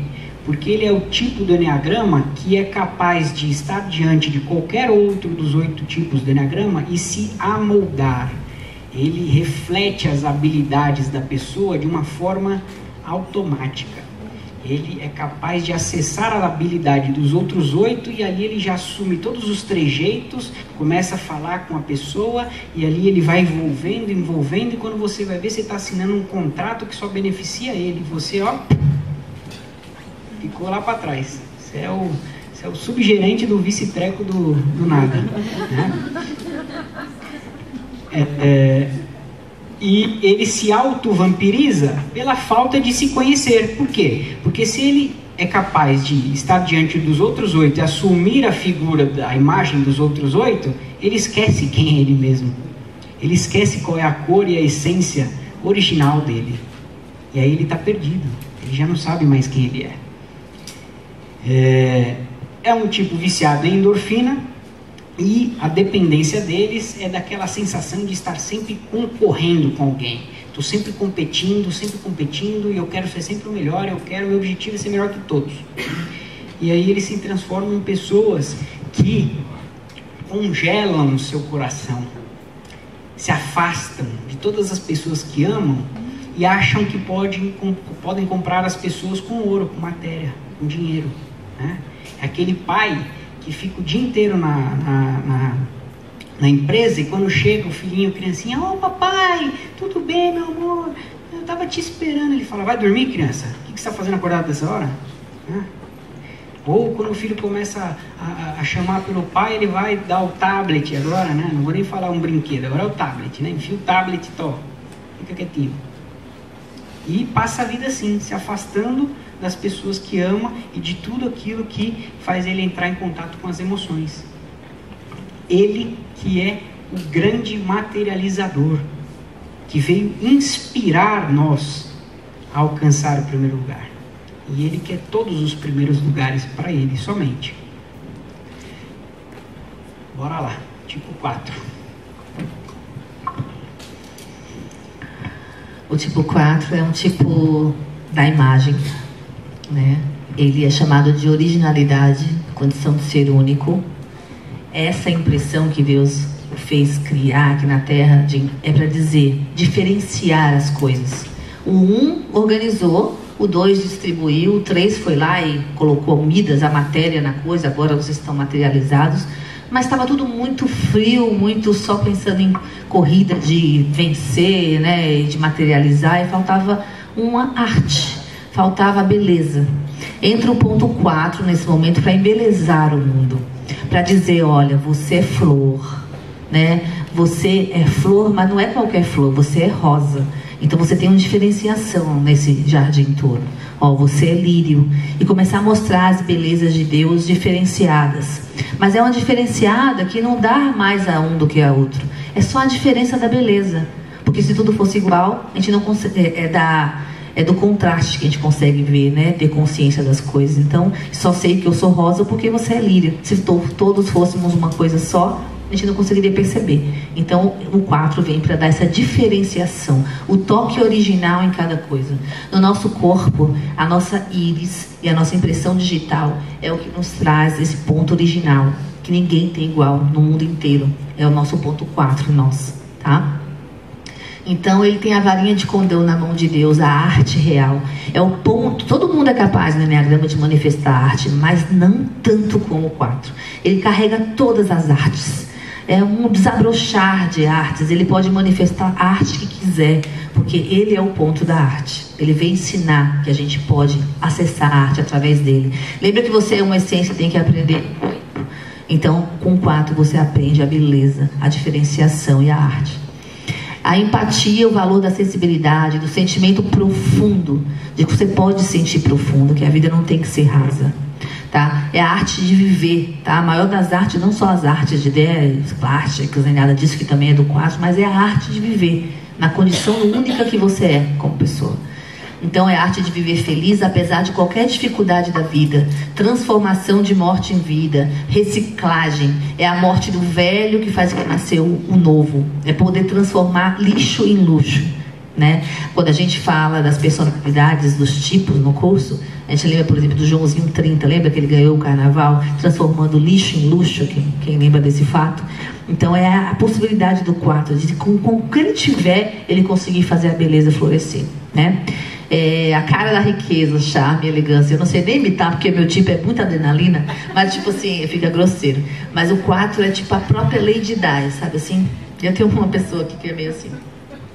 É aquele tipo que anda com elegância. Pode ser nascido em qualquer lugar da favela, em qualquer lugar, não tem problema. Ela é a Lady. É tipo assim, olha pro mundo como se o mundo cheirasse a merda. Desculpa. Anda assim, tipo, com aquela postura de princesa, de príncipe.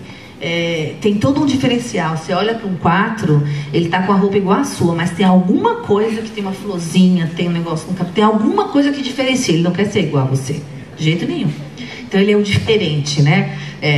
Tem muita coisa, aqueles góticos, aquelas pessoas que se vestem como quer, você fala, nossa, que tá tipo, sendo completamente fora, né, do jeito de se vestir da sociedade. É isso que eles querem mesmo, causar, porque eles querem mostrar que eles são diferentes, né?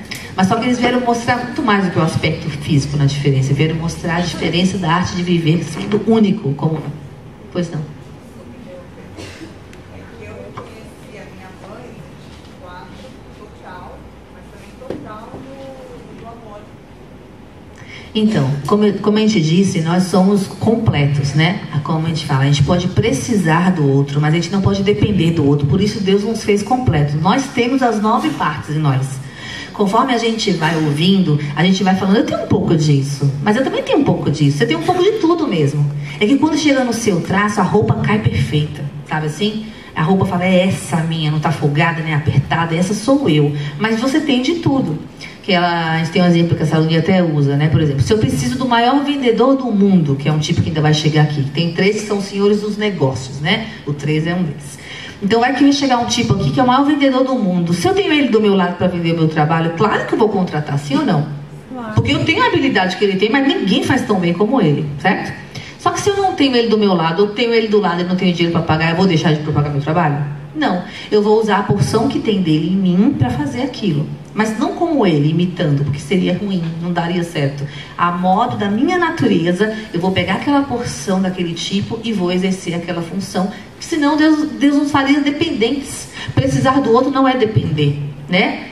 E aí, enraizado, o 4 se transforma... Respondi? Respondi? E só complementando, somente nós somos capazes de identificarmos o nosso próprio tipo. Somente nós. Ninguém tem o poder de dizer quem é o outro. Você pode identificar traços, somente ela pode se reconhecer. O que você pode identificar traços de vários tipos, porque todos nós, como disse a Juliana, temos as 9 porções dentro de nós. Mas somente a pessoa é capaz de acessar a essência dela e revelar se ela quiser. Não, na verdade, quando você faz o curso, você acessa informações que você consegue reconhecer os tipos, totalmente. Porém, não é aconselhável, aliás, proibido, né, Salonei? Proibido dizer o tipo do outro, não por avareza, mas porque a palavra, a frase, eu sou, é sagrada. E essa só pode ser dita por você mesmo. Então, se eu digo para você, você é um 7, eu vi lá no curso, isso é desrespeitar o outro. Porque, aliás, ele pode estar vibrando num aspecto dele, ou do ego, ou do ponto de apoio dele, que te confunda. E às vezes você veste uma roupa naquela pessoa que vai ficar muito pior do que a encomenda. Então ele tem que dizer quem ele é. Então às vezes a sua mãe, ela pode ser sim um 4, ela pode ser um 2. Na dúvida, você tem que saber todas as informações para saber, e mesmo sabendo, não pode compartilhar isso. Para não deixar que ela diga a frase eu sou. E pior do que não saber que tipo você é você achar que é o tipo errado. Perigoso. E aí, então, enraizado, depois que... Fala. Essa é uma pergunta bem clássica. Não. Você é o mesmo tipo, não só nessa vida, como todas as encarnações da sua vida, até que você revele essa essência e Deus te dê uma outra morada de tipo. Não, você não pode ser outro tipo. O que você pode é estar muito tempo na habilidade. Quando você de algum tipo, e aí você se confundir sendo aquele, né? Mas também você vai ver que naquela coxa de retalhos que nós falamos, que o centro é você e as outras 8 tiras te complementam, 2 dessas tiras são maiores, que são o seu ponto de apoio e o seu ponto de crescimento para sair desse ego. Então elas fazem mais parte de você do que as outras 6.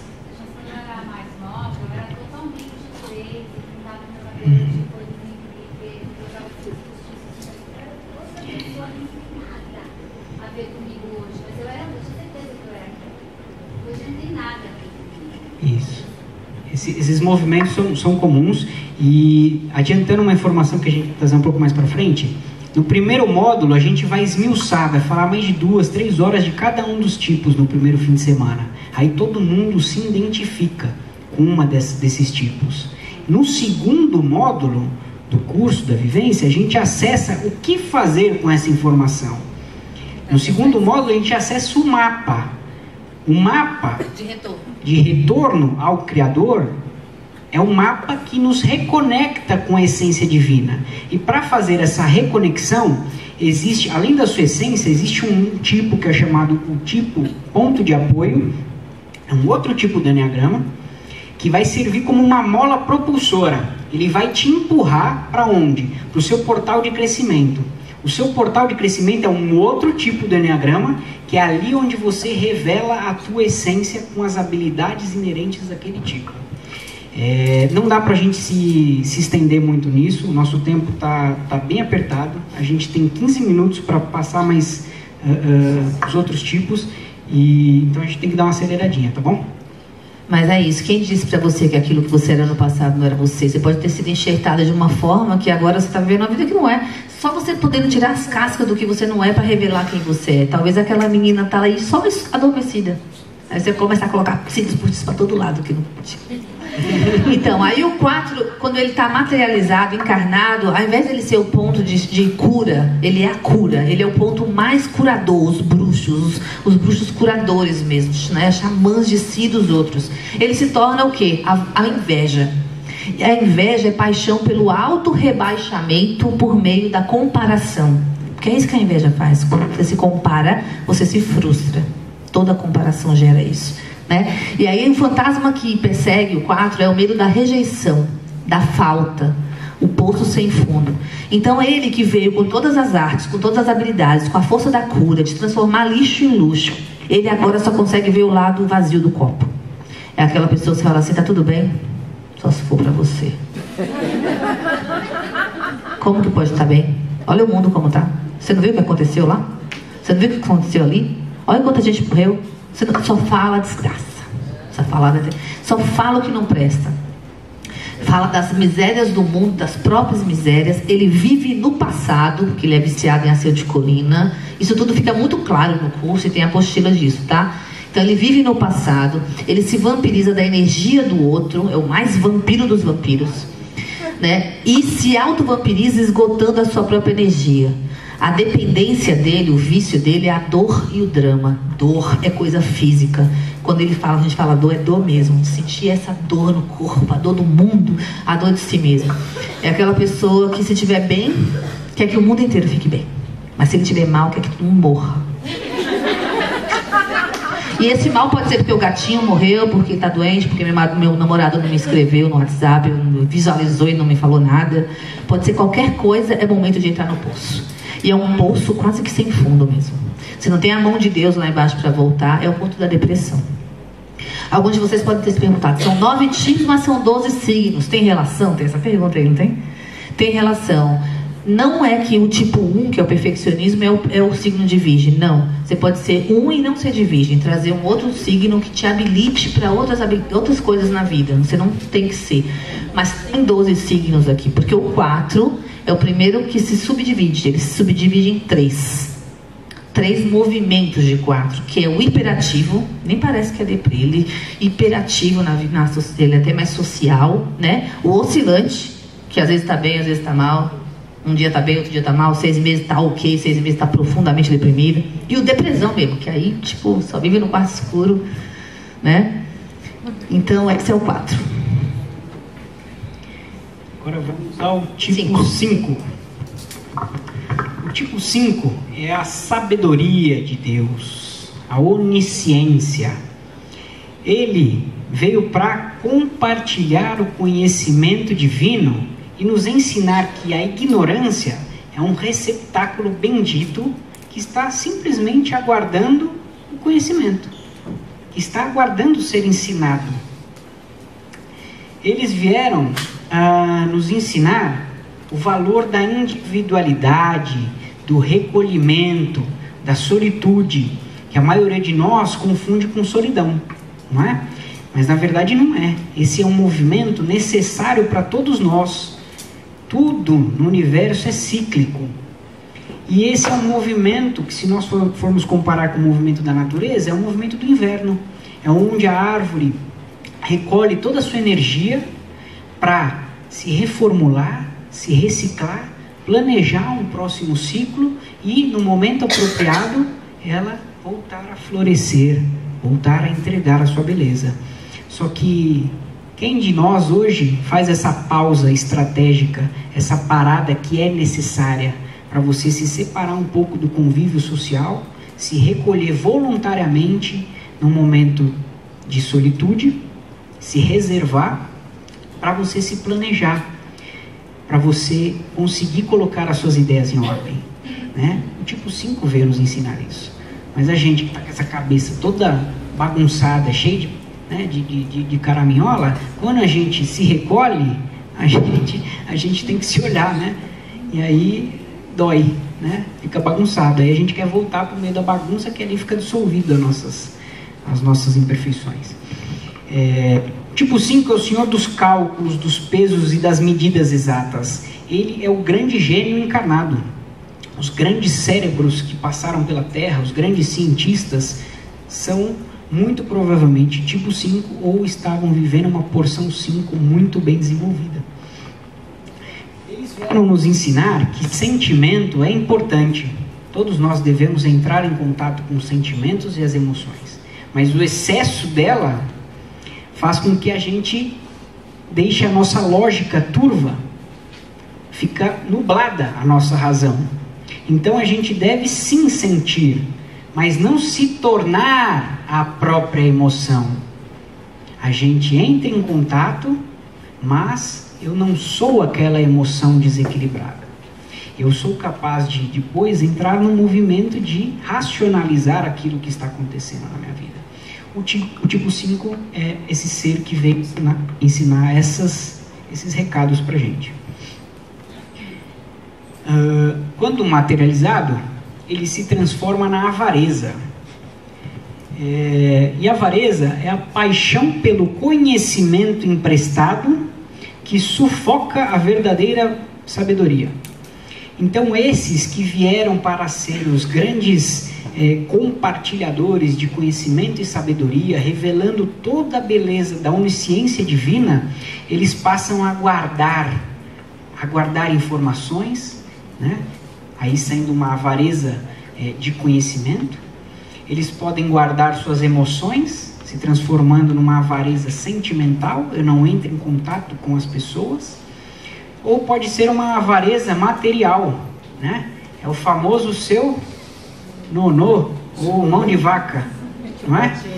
Tio Patinhas, você dá aspirina para ele, ele atravessa a piscina inteirinha e a aspirina não dissolve, né? Então é esse camarada que está distorcido. Ele veio para compartilhar e ele quer guardar tudo. guardar tudo para ele. O fantasma que persegue o tipo 5 é o medo do vazio interior e o imprevisto. Por quê?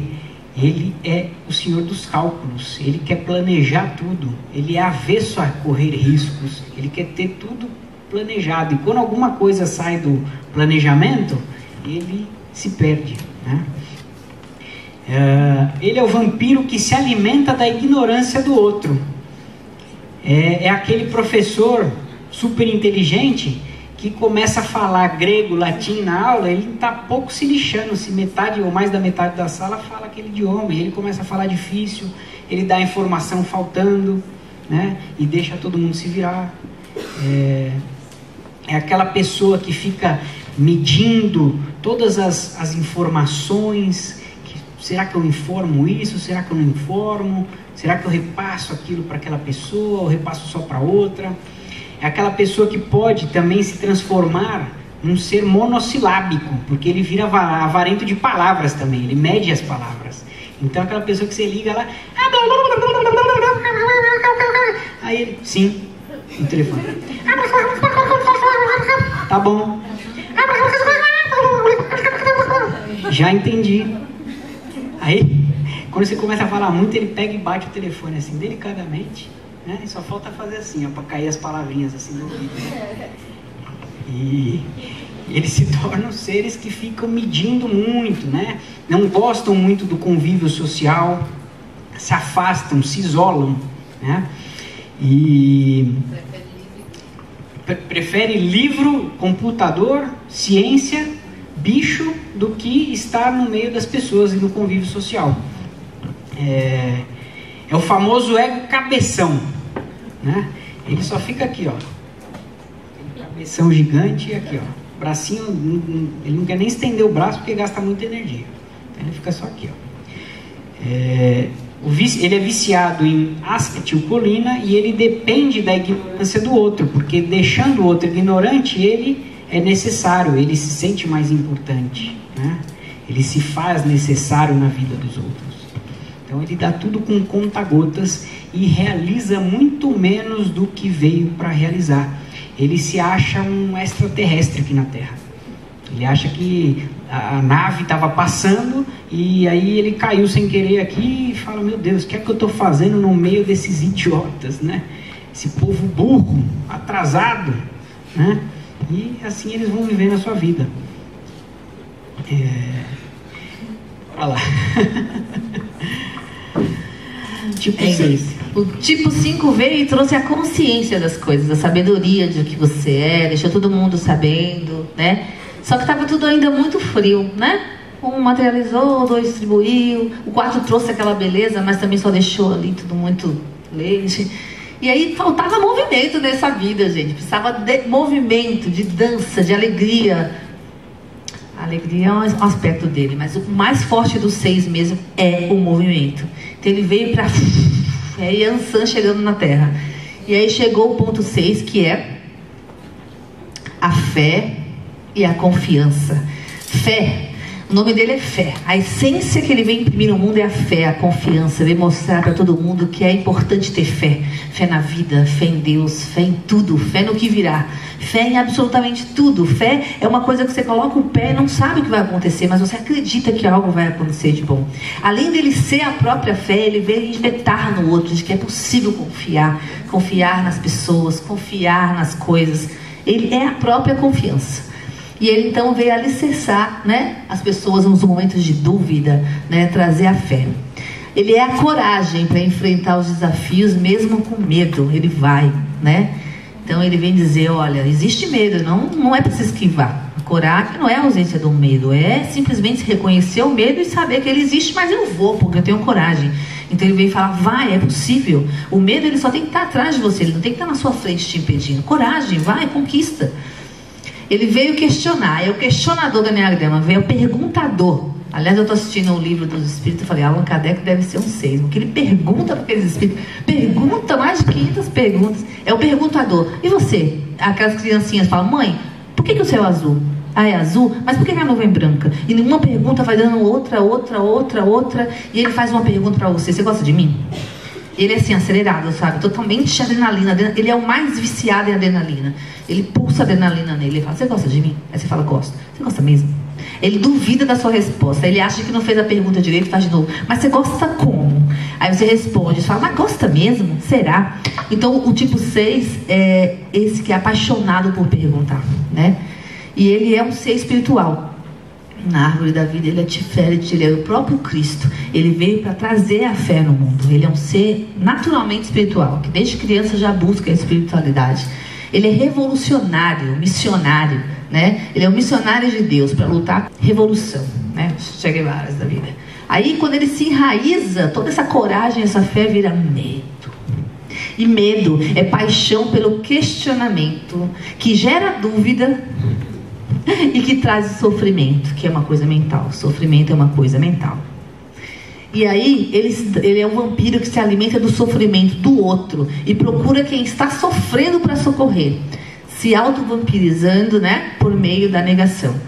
Ele é aquela pessoa que também, como o 2, faz tudo pelo outro e não olha muito para as próprias coisas, mas com motivação diferente. O 2 é para não desagradar. E o 6 é porque ele precisa se mostrar confiável, ele precisa se mostrar socorrista, né, de Deus. Ele é viciado em adrenalina, e se ele é viciado em adrenalina, ele vive um presente imediatista, então ele não consegue ter visão de futuro nem do passado, ele só fica no imediatismo bloqueando o seu intelecto, que é a nascente. E a dependência dele é a proteção constante, né? Então, 3 tipos são voltados à ideia da proteção. O 6 é um deles. 3 são da imagem, né? E 3 outros tipos são do controle. O 6 em si, então, é da proteção. Ele quer tanto proteger o outro como se sentir protegido. Então ele anda em bando. Então ele nunca anda meio que sozinho, né? Fica mais no rabo do foguete. Por mais potencial que ele tenha, ele está sempre em grupo. É aquela coisa que está sempre ali cheia de união para se sentir protegido e proteger os outros. Sozinho ele não vai, não, porque o medo não deixa, né? Então ele que veio para ser a fé e a coragem e transmitir isso que Deus mandou, se transforma no covarde, no medo. E o medo traz muita adrenalina, muito mal para o seu psique, muito mal para a sua vida, e ele acaba não realizando muito por causa disso. Yes. E agora a gente chega no 7. Vocês viram que eu falando do 6 é uma coisa meio tensa, né? Então precisava vir o 7. O 7 é diferente. O 7 é o ideal, a celebração. É aquele tipo que vem nos reconectar com tudo aquilo que a criança traz. É a grande criança do Enneagrama. Ele é a mente multicolorida e multifacetada de Deus. Ele é a alegria, a celebração, a festa, um encantamento, a liberdade, a felicidade, a pureza, a inocência, a espontaneidade. Não é isso que a criança é? Tudo isso e mais um pouco, não é? Para a criança não tem problema, né? Problema é coisa de adulto. A criança se depara com uma situação de problema, ela fala coisas espontâneas, né? E faz a gente, às vezes, rir dos nossos problemas e aprender, às vezes, a solução com o comentário da criança. O tipo 7 é o maior comunicador e o vendedor que existe. Eles têm o poder, o dom da oratória. Eles têm a capacidade de convencimento, de encantar através das palavras. Eles são o ponto do Enneagrama que vem nos conectar com a virtude do altruísmo, do otimismo, de enxergar as coisas belas da vida e positivas, sempre o lado do copo cheio, não do lado do copo que está faltando metade de água. Vem nos ensinar o prazer de viver, o desprendimento, sermos leves, vivermos uma vida de forma tranquila, feliz, com um sorriso. Porém, quando materializado, o tipo 7 se transforma na gula. E a gula é a paixão pela multiplicidade de ideias que geram prazer. E ele que vem nos ensinar o prazer do prazer, ele quer permanecer somente no prazer. Ele não quer entrar em contato com nada que não seja atitudes que gerem prazer para ele mesmo. Então ele se transforma numa pessoa, é aquele famoso Joselito sem noção, né? Aquele cara que chega num velório de um familiar dele e começa a fazer piada, né? começa a dar risada, começa a chamar as pessoas para fazer churrasco. É aquele que começa a se valer da ingenuidade das pessoas e começa a querer levar vantagem em tudo. Ele é o tipo do Enneagrama que veio para descobrir todas as falcatruas, tudo que é jeitinho, tudo que é coisa errada, né? Tudo aquilo que a gente tem o péssimo hábito de dizer que é coisa de brasileiro, que eu odeio isso, né? Quando eu ouço isso se repetindo, porque não é coisa de brasileiro, coisa nenhuma, né? O jeitinho brasileiro, né? Nunca ouviram isso, né? Então, o tipo 7 ele veio para aprender isso daí e nos alertar, nos ensinar para não cairmos nessas armadilhas. Só que ele entra lá, aprende tudo, vira o expert e começa a propagar isso. E está preocupado somente em levar vantagem. Então ele se alimenta da ingenuidade dos outros para sentir prazer de levar vantagem. E ele se auto-vampiriza ficando cego com a própria luz. O vício dele é a endorfina, então ele congela as suas emoções e ele depende do reflexo da própria imagem. Ele é o narciso do Enneagrama. Ele é a mente colorida, multifacetada de Deus, e com esse brilho todo ele se cega e se perde nesse brilho todo que ele tem e fica ali preocupado só em explorar as coisas boas da vida, as coisas belas, né? Eles são seres que costumam geralmente morrer muito cedo, porque se arriscam muito mais do que devem, né?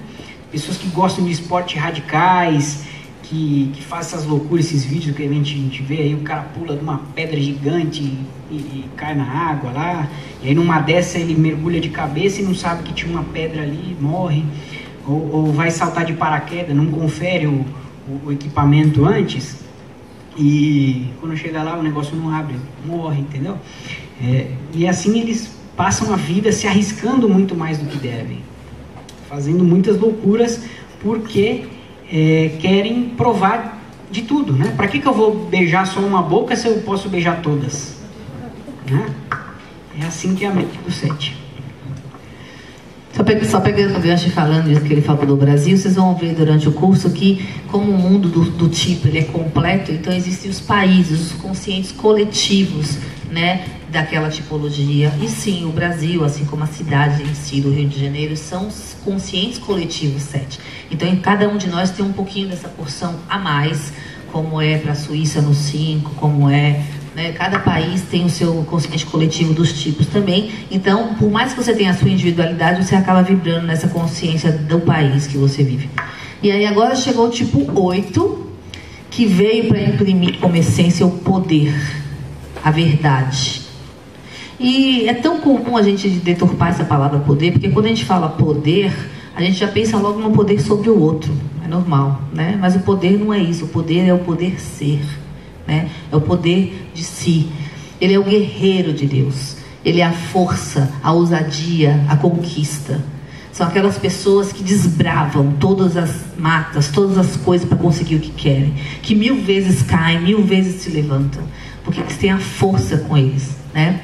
Eles não têm tempo ruim na vida mesmo, são conquistadores, né? A importância da paixão e a harmonia com o amor. Ele veio trazer esse equilíbrio, né, sem exacerbar as paixões. E são líderes natos, são generosos demais, são aquelas pessoas que, por mais que não sejam chefes das empresas ou dos lugares, já tem o perfil de chefe, de líder. Ele é o chefe. Aliás, ele é o chefe, nem que seja o chefe do setor que ele está, ele já é o chefe, porque o perfil dele, a natureza dele é de chefe, né? São aquelas pessoas que chegando mesmo, tem energia que quando chega ali, por mais que vocês não estejam olhando para trás, vocês vão sentir um 8 chegando, porque a força e o poder dele é muito forte. São líderes. Missão de comandar, né? São os grandes generais. Proteger as pessoas e desbravar mundos. Impulsionar todos a buscarem suas metas, né? O 3, ele veio dizer para você que você pode fazer acontecer. E aí, acho que o Senhor do impossível é o 8 mesmo, sabe? Porque ele vem dizer que você pode desbravar o que foi conquistar. E quando você vê um 8 na sua frente, você vê que é assim mesmo que eles agem. Então, se ele age assim, ele vem mostrar que você também pode. Ele é a prosperidade, a abundância, a riqueza, a fartura. Geralmente são pessoas que realmente ganham muito dinheiro. É um dos senhores dos negócios também. E todos os senhores dos negócios, né? são 7, 13 e 8, eles são, passa para o próximo, viciados em endorfina. Eles meio que congelam o coração, porque eles acham que sentimento ou enfraquece, ou derrota, ou emburrece, né? Então eles acham que isso aí não é bom. Sentir o outro faz com que eles percam as conquistas deles. Quando ele se transforma, quando ele se materializa, encarna, o poder verdade vira a luxúria. E luxúria, esse pecado, significa paixão pela intensidade dessa força e que gera opressão. Então agora, ao invés dele só ser forte, simplesmente ser forte, que é isso que ele vem mostrar e ensinar para o outro, a força, ele age essa força por cima, ele age sobre o outro. Ele vem mostrar que ele é um rolo compressor que passa por cima do que for. E se você não sair do caminho, ele passa em cima sim. Ele é a força que oprime, né? São aqueles pais que gritam, são aqueles patrões enlouquecidos que chegam e falam assim: "Quem que é mãe?" Você chega assim numa mesa de bar, tá todo mundo de boa conversando, aí o 8 chega lá na porta e fala assim: "Oi, tudo bem? Como é que vocês estão?" Exagerado, meio... Tem uns 8 que são mais voltados para não... Eles são mais... Uns são até mais recatados, mas não são recatados não, mais clássicos. Mas geralmente são meio bags, aquelas correntonas de ouro, chega, aqueles... Senhorzinho, é muito antigo esse exemplo, vocês não vão conhecer. Lembra o senhorzinho Malta? Quem conhece? Tá certo ou tá errado? Esse é o estereotipo do 8. Aliás, quando vocês assistirem novela, filme, e ver as pessoas na rua, depois do Enneagrama, vocês vão ver que tá em tudo, vocês vão dar muita risada. Ele é o vampiro que se alimenta da fraqueza do outro. Então, se você mostrar fraqueza para um 8, ele que já é soberano vai acabar com você, né? Então aqueles tipos que meio que você coloca no submisso, é tudo que ele quer. Então ele fica aqui rastreando, ele gosta de brigar, ele é do instinto puro. Então ele quer movimentar esse caldeirão que ele tem de luxúria aqui. Então se ele não tiver, tem aquele patrão que se tiver tido uma noite de amor maravilhosa, a mulher, quando chega no dia do trabalho, ele fala assim: "Oi, como vocês estão? Que alegria ter vocês como funcionário." Se algum negócio saiu errado, se a mulher dormiu de calça jeans, chega lá e fala: "O que vocês estão fazendo aí? Por que vocês não estão trabalhando direito?" Então eles têm um humor muito oscilante, eles são bem descompensados, meio um dos bipolares do Enneagrama, que é o 8. Cada um tem uma patologia também, tá? Cada tipo tem uma patologia, tem muitas informações sobre. Ele é viciado em endorfina, como eu falei, ele congela o coração para não sentir o outro, ele não quer nem ver. Ele tem paixão, o que é diferente de você sentir amor pelo outro, né? Então a paixão é não derramar daquela energia vulcânica desse outro, então ele acha que está apaixonado, ele faz tudo aquilo, mas é uma paixão descontrolada, não é uma coisa que tem medida, né? Exacerbado. Então ele tem dependência da fraqueza do outro. Então esse é o 8. Então a gente fala um pouquinho mais do ego para dar uma lucidez melhor, porque é o que a gente vive, mas na essência o 8 vem pregar a verdade. É aquela verdade que também, quando ele está na essência e fala a verdade, que brota do coração, todo mundo cala e fala: "É isso mesmo." Quando ele fala a verdade brotada do coração, sem essa paixão de luxúria, de querer ser o poderoso, porque poder ele já tem, ele fala e qualquer um cala, porque é verdade do coração, é a verdade do divino. É isso. Tava tudo muito tenso, porque o 8 é tenso, aí quem vem? O 9, a paz. E é com o 9 que a gente encerra, com esse sentimento de paz, de serenidade. O 9 é a totalidade, o princípio e o fim, o alfa e o ômega. Ele vem nos ensinar que o conflito e a fricção são coisas necessárias para serem resolvidas aqui na matéria e a paz ser alcançada. A paz não é a ausência de conflito, mas sim a resolução, a presença dos conflitos e as fricções que precisam ser resolvidas e a paz alcançada por meio de um trabalho. O trabalho que ele vem nos ensinar como o mediador, o grande diplomata do Enneagrama. Ele vem nos ensinar as virtudes da paciência, da diplomacia, da imparcialidade, do autocontrole, de sabermos controlar as nossas paixões, os nossos desejos físicos e serenarmos, né? Vem nos ensinar a tranquilidade, a serenidade e a virtude e a benesse de encontrar a voz do silêncio, né? Porque é no silêncio que o Criador fala com a gente. Então é no ponto 9 que nós entramos em contato com a paz, silenciamos a nossa mente, nossas emoções e o nosso corpo, e aí o divino se manifesta e se mostra para nós. eles vêm nos ensinar a desacelerar. Eles vêm ensinar para a gente que ser ligeiro não é ter pressa, né? A pressa é inimiga da perfeição.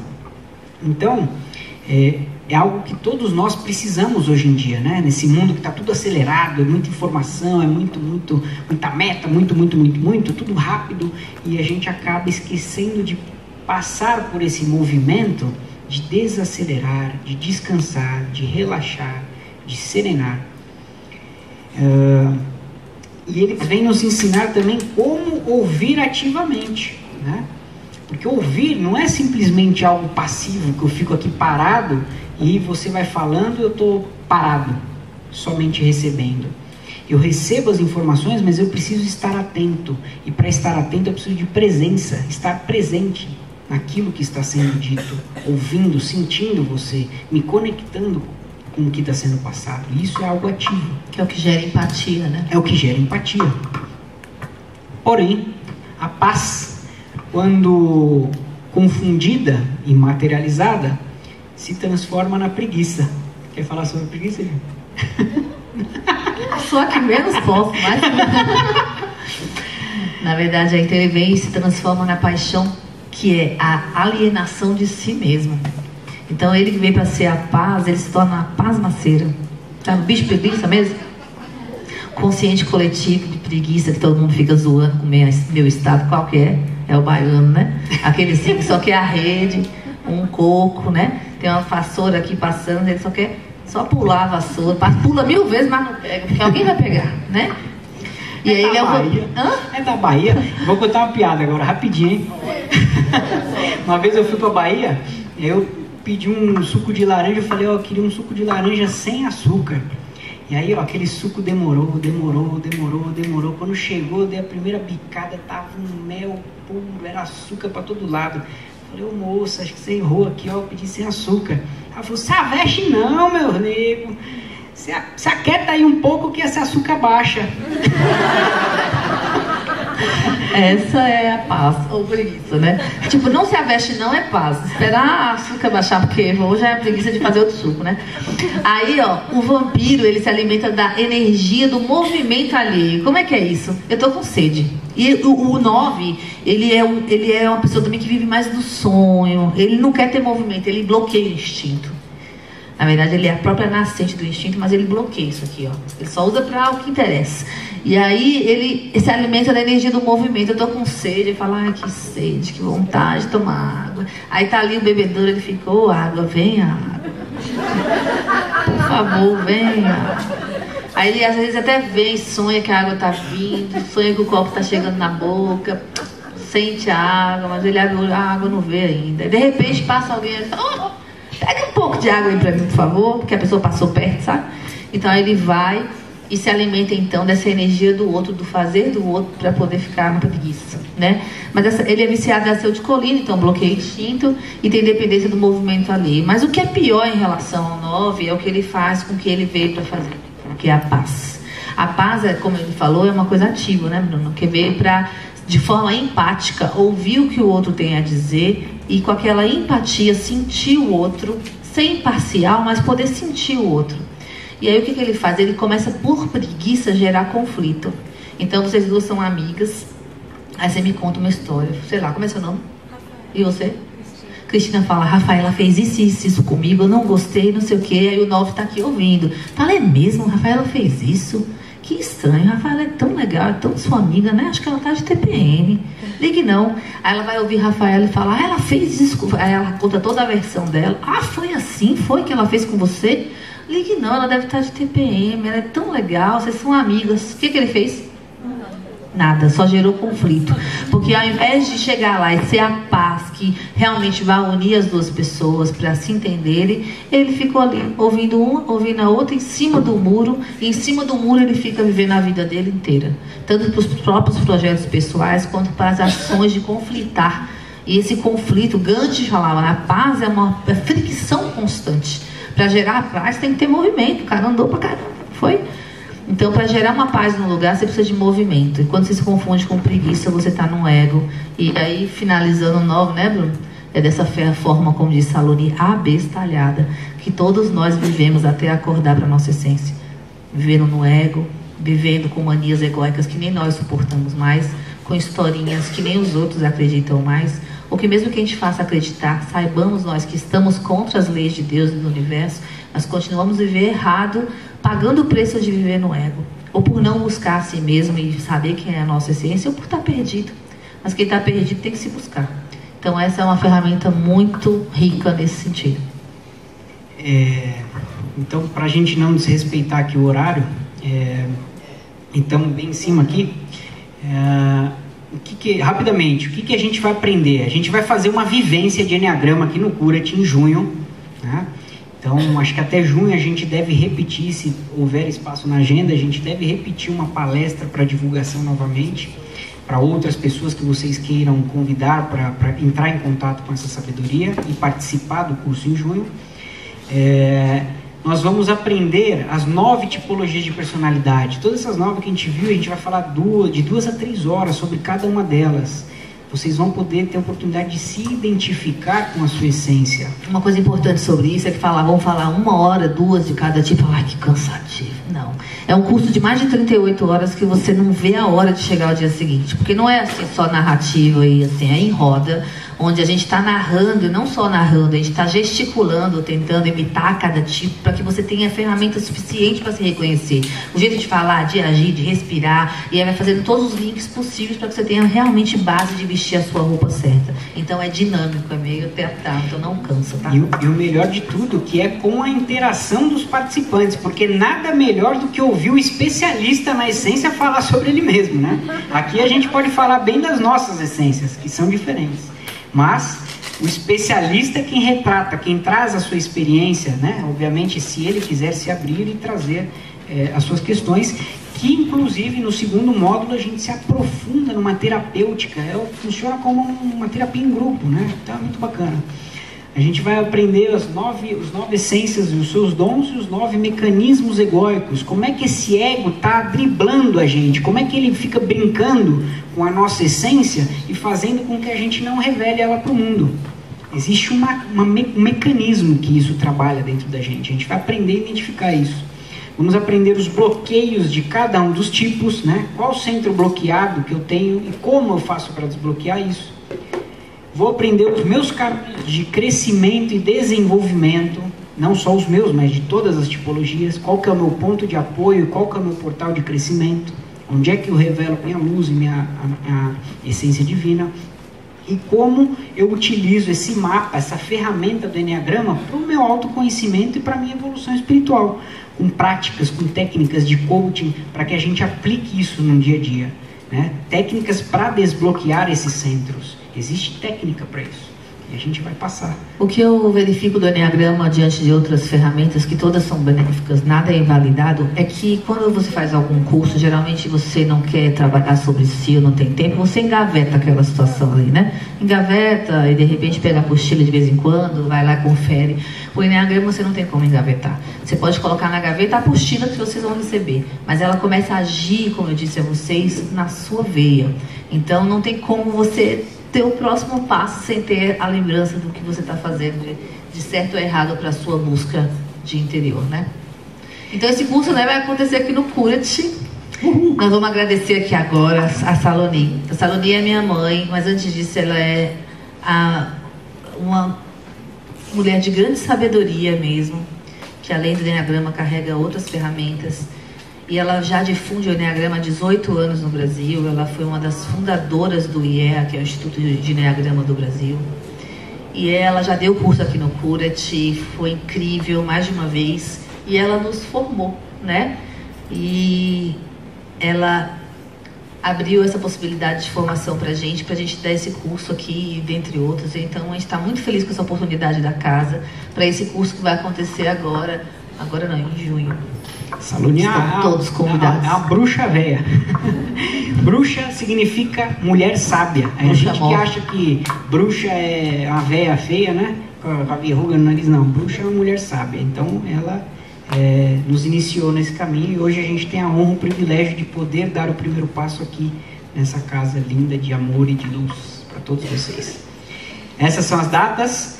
Então, qualquer dúvida, a gente está aí à disposição. Só é importante dizer que essas datas aqui não são uma e outra, tá? Elas são módulos complementares.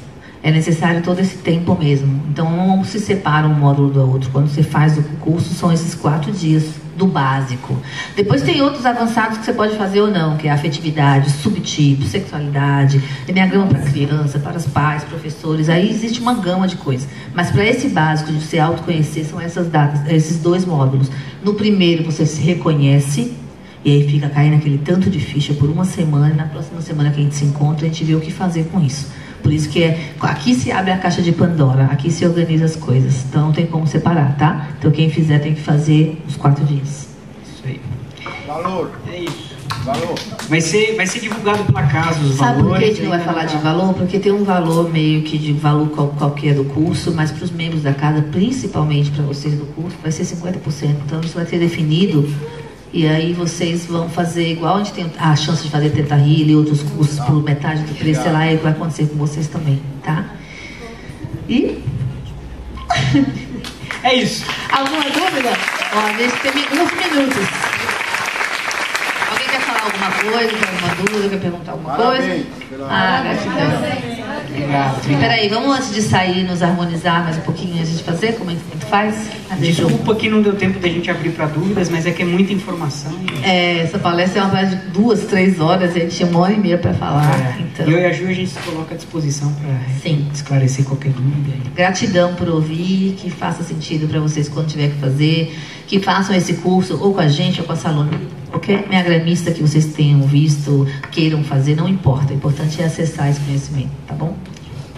Gratidão, gratidão, gratidão. Chamamos a presença do nosso Deus Pai Criador, Deus Mãe Criadora de tudo que é. Agradecemos a oportunidade de termos nos reunido mais uma noite para aprendizado, esclarecimento e revelarmos através da misericórdia divina uma sabedoria como essa, a sabedoria da criação, algo sagrado que reside dentro de nós e que está somente esperando para que nós possamos revelar essa luz para o mundo, para que nós possamos cumprir a nossa missão sagrada e entregar aquilo que somente nós podemos realizar nesse mundo, nesse planeta. E assim contribuirmos para a evolução do todo e da criação. Gratidão, gratidão, gratidão. Namastê.